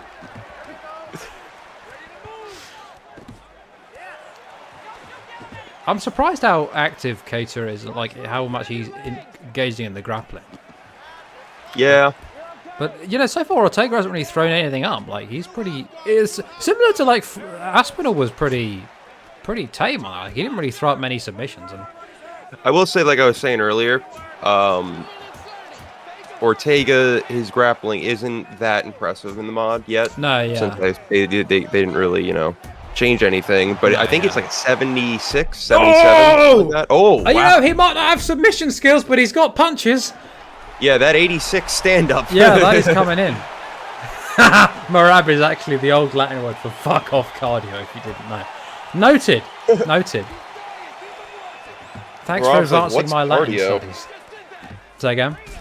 Merab's like, what's cardio? You guys what get is tired? Cardio? Yeah. He is a ball of energy. You guys train? Yeah, like imagine training. Yeah, I was born like this. Yeah. I ran out of the womb. Oh, man. Takedown for Kattar. I think you mean takedown from Merab. Oh, and yeah. as it stands, a punch from Merab as well. Front kick from Merab. Merab is filming, commentating this, and he's also directing behind the scenes. Yeah. The all-seeing Merab. He has an earpiece on, being lines from Merab. I'm going to start talking like Merab soon. If you hear me start speaking Georgian, you know something. You know he's here. Oh my God. Yeah, definitely. I would say Ortega is putting it on Kattar here. There's really no doubt about it. No, yeah. Very surprising, though. I guess Ortega's taking his K1 experience with him. I don't really know. Yeah. Boy's turning into a kickboxing champ. Yeah, like he's doing really well in the boxing. I mean, Kattar's having surprising trouble. I mean, he even dropped Kattar there, and it follows up there. That head kick in the first round. Yeah. The first ever recorded death in human history actually came when a man imploded after he dared to try and out-wrestle Merab. After, of course, being taken down 880 times in 1 minute. That actually sounds somewhat viable. Yeah. Put him in any jiu-jitsu gym. Merab's taking people down 80 times in a row in a minute. I think it rolled people up in the mats. Yeah. So quick they couldn't do anything. You want to see me do it again? Yeah. Ooh, Kattar coming back out this third round. I think he's on the back foot, and this is I think these guys are ranked, so it's an interesting fight because they move forward a good bit if they get the. These guys are actually pretty high ranked. These guys are in the top 5, I think. So, Kattar's going back. So these guys are fighting for a potential title shot now. I believe Kattar's going to have to get a finish here. Dude, I can't do this with all these comments. Oh my God. Well, we know now. Next time, it's got to go up to 255 cardio. Merab. Yep.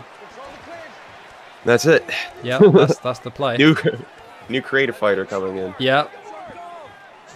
Ooh, nice set.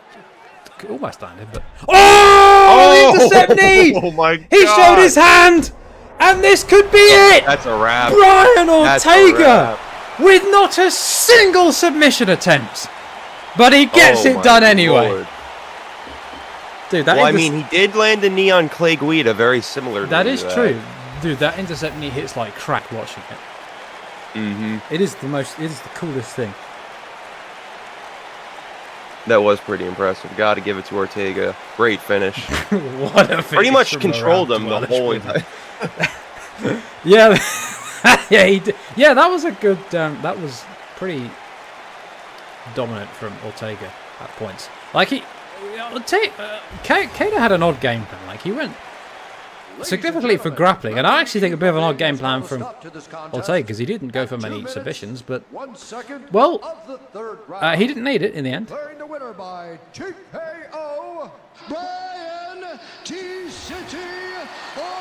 I guess the only possible place to go from here is Merab versus Merab. Yeah, yeah. The true best fighter, we'll see. The true best fighter in the world. A tournament with only Merabs. That'd be good. I think let's try and lock in for this main event now. What do you mean? Oh yeah, what do you mean now? We've been way locked in, bro. I actually am struggling with these comments. I can't be serious when there's fucking hilarious Merab jokes every like 10 seconds. Every UFC event, I always hear Joe Rogan and DC talking about Merab. What do you mean? That's all they ever talk about. All they talk about.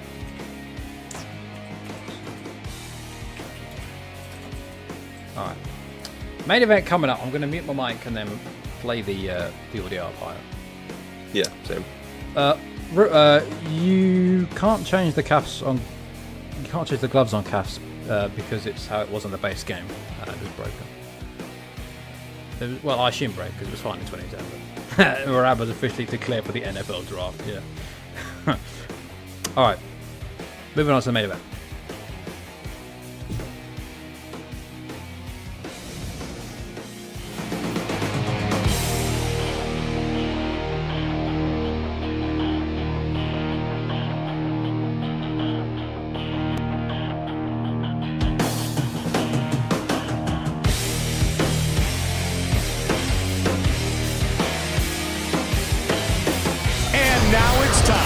For our main event of the evening.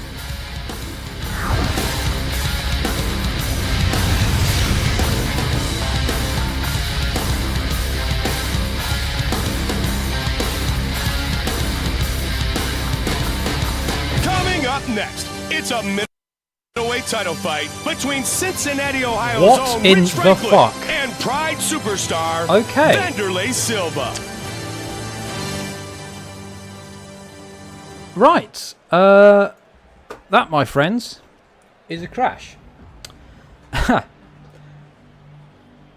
that went as expected. No problem. I will simply rerun this fight as an exhibition, so we're going to have to bear with me for a moment there. I'm going to have to reset my console.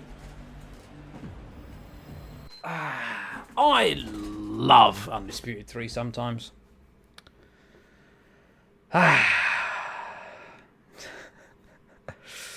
Sorry about that one, folks.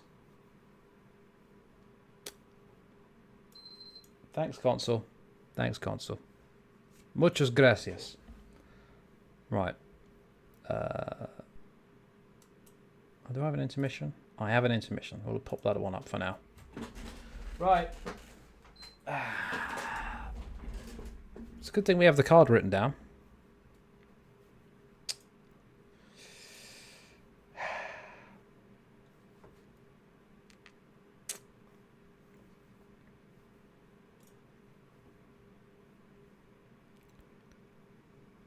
At least the console doesn't need to restore the file system. Very nice, very nice.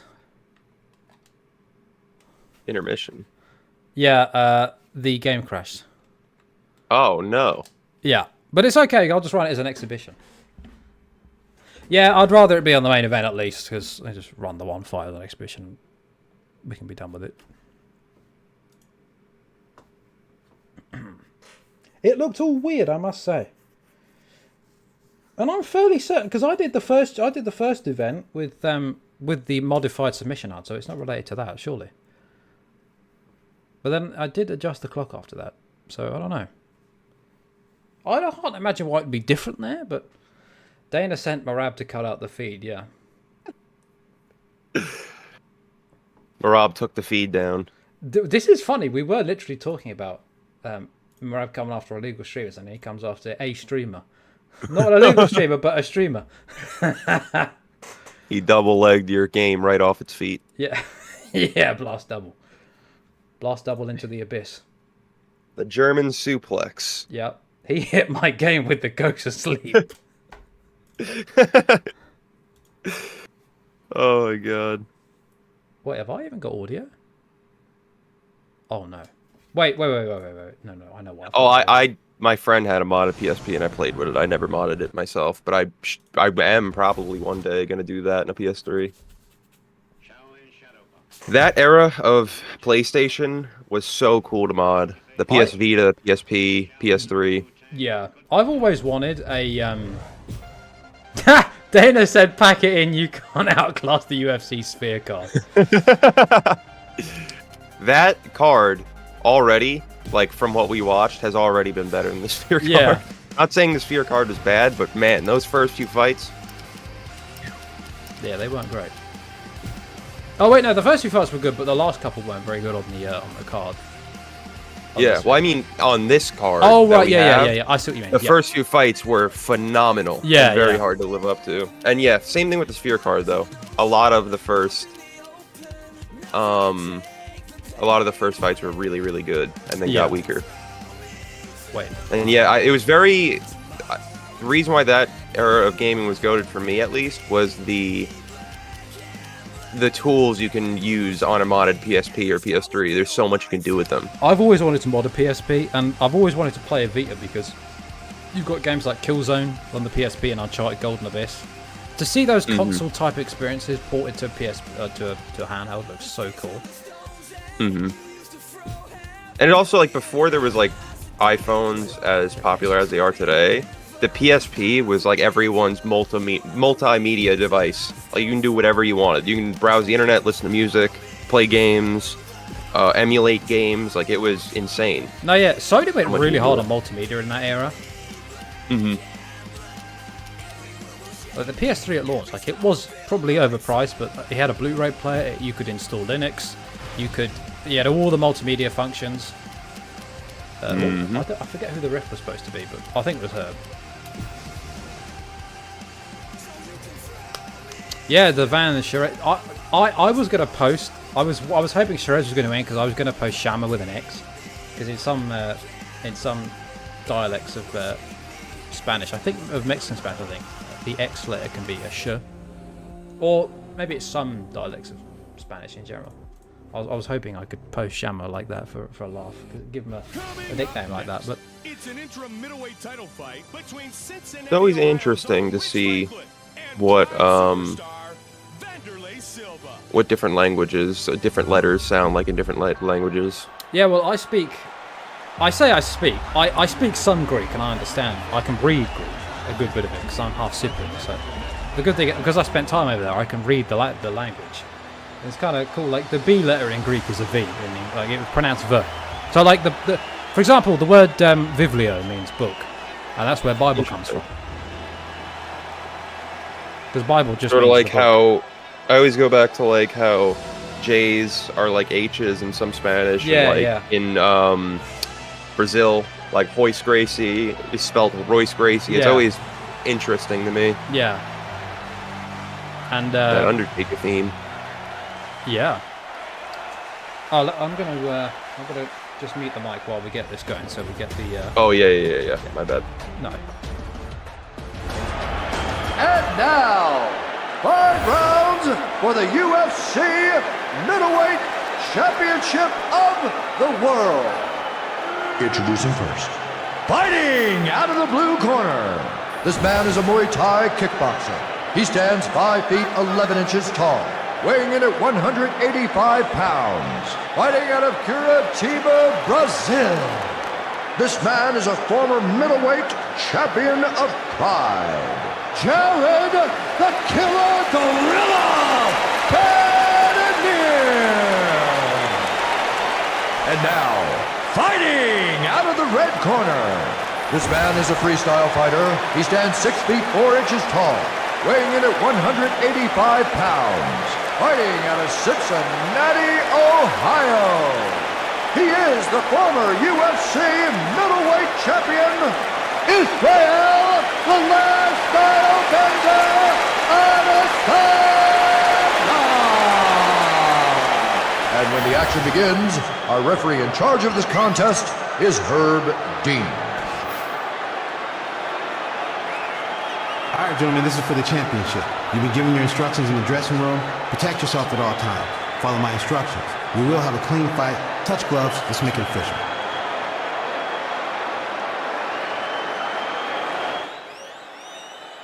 They touched like their hands were lava. Yeah. That's interesting to know, Super. It's cool that they have different sort of similarities there. Similarities, Jesus. Now I didn't mean I meant to say similarity, but then okay, that's a Goldbergism right there.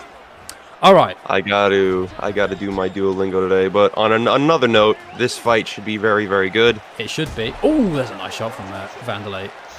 Jerry I do think we're going to be very surprised at Stylebender's grappling in this fight. I feel like he may even get a submission on someone like Wanderlei, who's hard to submit. He is, but I mean, we saw Israel kind of just give it to Gastelum by Kimura-ing him after he had Kimura multiple people. Yeah, he wants to prove a point. So, given that he wants to prove a point, he might even try to. Imagine if he finished it with clinch strikes. That'd be insane. Oh my God! What's going on here? There is a ton of pummeling attempts going on. Did you know that this game has a secret hit point system in the clinch? So, the lower your stats are, the lower the clinch points are, and when the clinch points expire, you will automatically be forced out of the clinch. Interesting. I actually learned that from the Dev Q&A. But it explains why you get kicked out of the clinch after a certain amount of time. But if you have a 255 rated guy against basically anyone, but especially a low rated guy, you'll be able to stay in the clinch for ages. Ooh, that head kick. Israel's really going for that jab body straight and then like either a body kick or a head kick. Yeah. Oh, look at that though. He's going for the knees. The lead punches from Wanderlei are definitely coming in handy. Yeah, he's hit that lead hook a couple times, or that lead overhand a couple times, I think. Yeah. But kicks always beat hands for the most part. Power-wise, at least. Yeah. Wanderlei also does have a very good style for crowding a kicker, although he is getting tired. Yeah. Oh, that spinning back fist.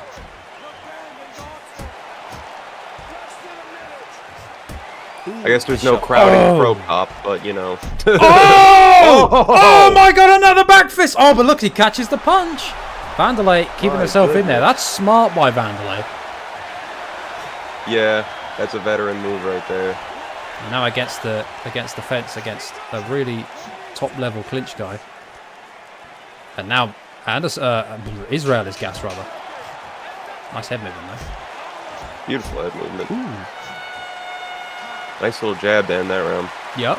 Interestingly, even though he's over Rich Franklin, but because he has Anderson Silva's moveset, he also has his sways, interestingly. So those sways must be some kind of unique move. That makes sense, because the sways are actually listed in the move list, so... Hey, you're never against the cage. You turn him, I want you kneeing or digging to the body. Sit down. What a great round. You don't sit there and judge it, all right? You go out there and just keep fighting hard. Yeah, Israel, man. Israel going with... They're spinning... Do you know what's funny? He has a Rich Franklin's AI, but he still kind of fights like Anderson. Like Anderson's AI. Yeah. He does. Bang. Here were two of them. He was spamming. To be fair, Rich Franklin was very knee oriented. He was like the knee guy before Anderson came into the show and just kind of showed him what was up. I think he thought he could deal with it, and then he could. You see when they fought the second fight, you could see the look in Rich's eyes when he got hurt in the clinch again. He was like, "Oh my God, this again," basically. He's like, "I cannot believe this is going exactly the same way." And I'd argue it actually went worse in the second fight. Yeah. I think, if I remember correctly. Yeah, Silva figured him out even more. Yeah. Chris Lieben, too, was like, I'm going to deal with him. I'm going to put a stamp on him. It's like, dude, you have no idea what you're about to walk into. Yeah. Oh, that knee. He's using oh my God. The cage elbow. Israel unloading on Wanderlei Silva. Body shots. Takedown. What beautiful. Beautiful mixing it up there. Although, you know, would argue it does mix it up, but the takedown, interesting choice given he was hurt, but maybe he's confident in his ability to survive on the ground. I mean, he did get the reversal hit. If you can get... Oh, nice job by Wanderlei Silva. Oh, it's a beautiful mixed martial arts there, but coming from Izzy, I don't, like you said, I don't know if that was exactly the best idea. Well, we see the fans questioning that. This is not Israel Adesanya. Who is this man? Maybe Drakus really fucked up his mental state. You never know. He's like, okay, Drakus does random things. Let me try random things. He's like, I just got beat by Sean Strickland and Drakus back to back. I need to do something different. Yeah, I gotta get radical here. I've said it time and time again. That's got to be the most two frustrating fights back to back. People that you're just like, how am I losing this? like it makes like they're really good, but you just can't quite understand why they're beating you. Always interesting to see those guys fight, but Stylebender, he's really, he's trying. Yeah. I mean, that's one of the great things about MMA is if it was a straight kickboxing fight, like Israel would have beaten both of them. I mean, Drakus does fight, like he is a good, like he's mechanically like not good, but like he is a very effective. So maybe he could have won a straight kickboxing fight, but Strickland, then again, to be fair, I'm saying that, but Strickland didn't really take him down, so you never know. Yeah. Strickland, it's weird. He spars the most out of anyone in the UFC, but I think gets hit the least. Yeah. From what I heard, which is a bizarre stat. Like that's insane. That dude has a lot of fight time, so he's just, I guess, really ready for strikes to be coming at him. Yeah. I mean, I suppose for his brain, good he's not taking extra damage on top of the sparring. Mm-hmm. It's always interesting when someone has that, like some people don't even spar. Yeah, like nowadays. Max stopped sparring for a while.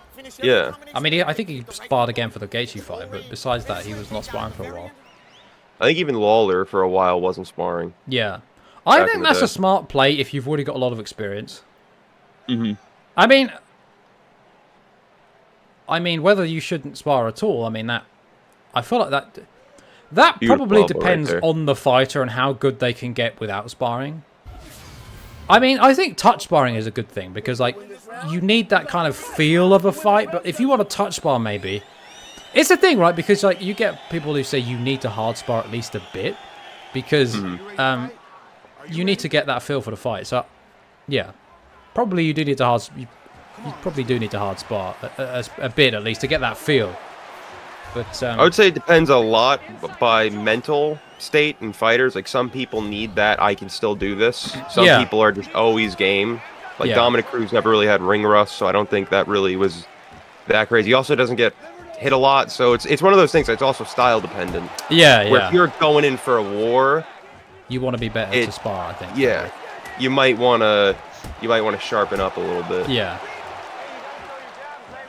But I don't know. It could also be the opposite, where if you're always in wars, you might not want to spar. No, because you want to save yourself for the wars, yeah. Ooh. It's weird. Then you got GSP, where his coach is paying people to go super hard and try to kill him. Yeah. Ooh, flying knee attempt from Wanderlei Silva. Nice, beautiful light strikes there from him. Oh, almost landed that. You don't see that a lot, them mix those in. No. Championship on the line here as well. Don't think I mentioned that yet. Belt on the line. And never know, Merab might be wrapping the belt around the winner. Wanderlei tiring out though. It's all a trick. He goes to wrap the belt around him, then he double legs Izzy and takes it from him. I actually... Double champ. Yeah. That was a long time ago, that fight, Silva and Frank. Wait, are you talking about Addison versus Franklin or Wanderlei versus Franklin? Would make sense if it's Wanderlei versus Franklin, because they have the same AI here. Not that... I mean, the fights don't always play out the same, but... They're really going back and forth with that tie clinch. Yeah. Nice knee. Oh, I was going to say the knee's coming, but I guess not. This fight is to see who gets to wrap the belt around Merab. Oh, big uppercuts. This could be it. And Israel backing up, but there's a nice shot. Oh, this could be it. He's down. This is probably going to be it. Oh, but Wanderlei catches it. Uses the fence. Got 2 more rounds, too, so this is pretty bad. Yeah. I mean, especially in clinch here, this is... Uh-oh. Could be a big knee on the way. There's an uppercut. Able to get him off. Ooh, able to... Oh, man. Wanderlei slowing down Nice little jab to the body. Yeah. Nice 1-2. Beautiful light strikes, mixing it up. Oh, they both got it. Wow. He got out of that by the skin of his teeth, I'd say, Wanderlei. Massive cut on his eye. Blood flowing down his lip. That was an interesting round there, for sure. It was an interesting round. I think this is really... the clock is winding down for Wanderlei in this one. I mean, he's going to have to do something special, like radical, to get back in this. He's going to need to hurt him. Yeah. I don't remember that fight. It was so many. We had a lot of them. I remember the Tony and Khabib one always stick out to me. And Yoel's debut, I think he got a big left hand knockout. I remember Jacare, because Jacare just won everything for a while. I remember the knee from old Universe. Yeah, the Lesnar Mir one, the Mir on Lesnar. Yeah. Yeah, that one. That's the one that always sticks out in my head. Yeah. You gotta take it to him. You can dump him, control him. Okay, his corner's literally asking for the takedown. So we'll have to see how if Israel follows that, or if he maybe wants to try and implement more on the feet, because he has him hurt a couple times, and he's close to finishing it, I'd say. Israel's new camp, City Wrestling. Brand new coach, everything. Oh my God! Oh, but the veteran savvy there from Wanderlei Silva. Yeah. They're trying to pummel through the tie clinch, but he's getting backed up. This could be it. One knee up the middle. Yeah. Could be all she wrote. He's tired. This feels Spamming like... that uppercut. Yeah, beautiful jabs. And Wanderlei, he's really got to land something big. I think, yeah, I think he feels like the clinch is his best, safest opportunity to land. But if he gets put against the cage again, like that's, I feel like we're one strike away. Takedown attempt, interesting. Full sprawl though. I think Wanderlei should rip a random head kick or something. Just go for something big. Side control. This might be it. It's better to go out on your shield than to go out like this. Yeah. Full mount. This is just getting from bad to worse. So this might be game over here. Ooh. Big strike right there. Almost lands. That could have been a wrap. Yeah. Oh, boy. Ooh! Yep, that's it. Oh, he's out! Israel Adesanya remains the middleweight champion. And that was a pretty dominant performance. I mean, on the feet, in the clinch, and even on the ground there. Beautiful shot from full mount to finish it. Man, I think Adesanya's 5-0 now. Yeah, that's going to be... He's going to be a real tough person to beat in this UM. Yep. I'm surprised he didn't go for more submissions, though, I'll be honest with you. Usually I mean, the guy is very submission happy. Yeah, he's got a black belt. And oh, you mean Israel, sorry. Yeah. Yeah. I wouldn't be surprised if Israel actually submitted him this fight. I know, yeah. Like, he's had his... you know, he went against... Wanderlei, I understand. They call him the Axe Murderer, not because he's snatching necks. Yeah. Because he's absolutely killing people. Dude, Israel fucking... This man's running. Israel fucking blinded this man. Look, he can barely see. Yeah, he Axe Murdered the Axe Murderer. Yeah. You mean and still, Bruce? It's okay. It's okay. I know this is an instance of time in the middle of nowhere, so he thinks it's a new fight, but it's okay. We know the truth. We know the truth. Round 4, man. Crazy.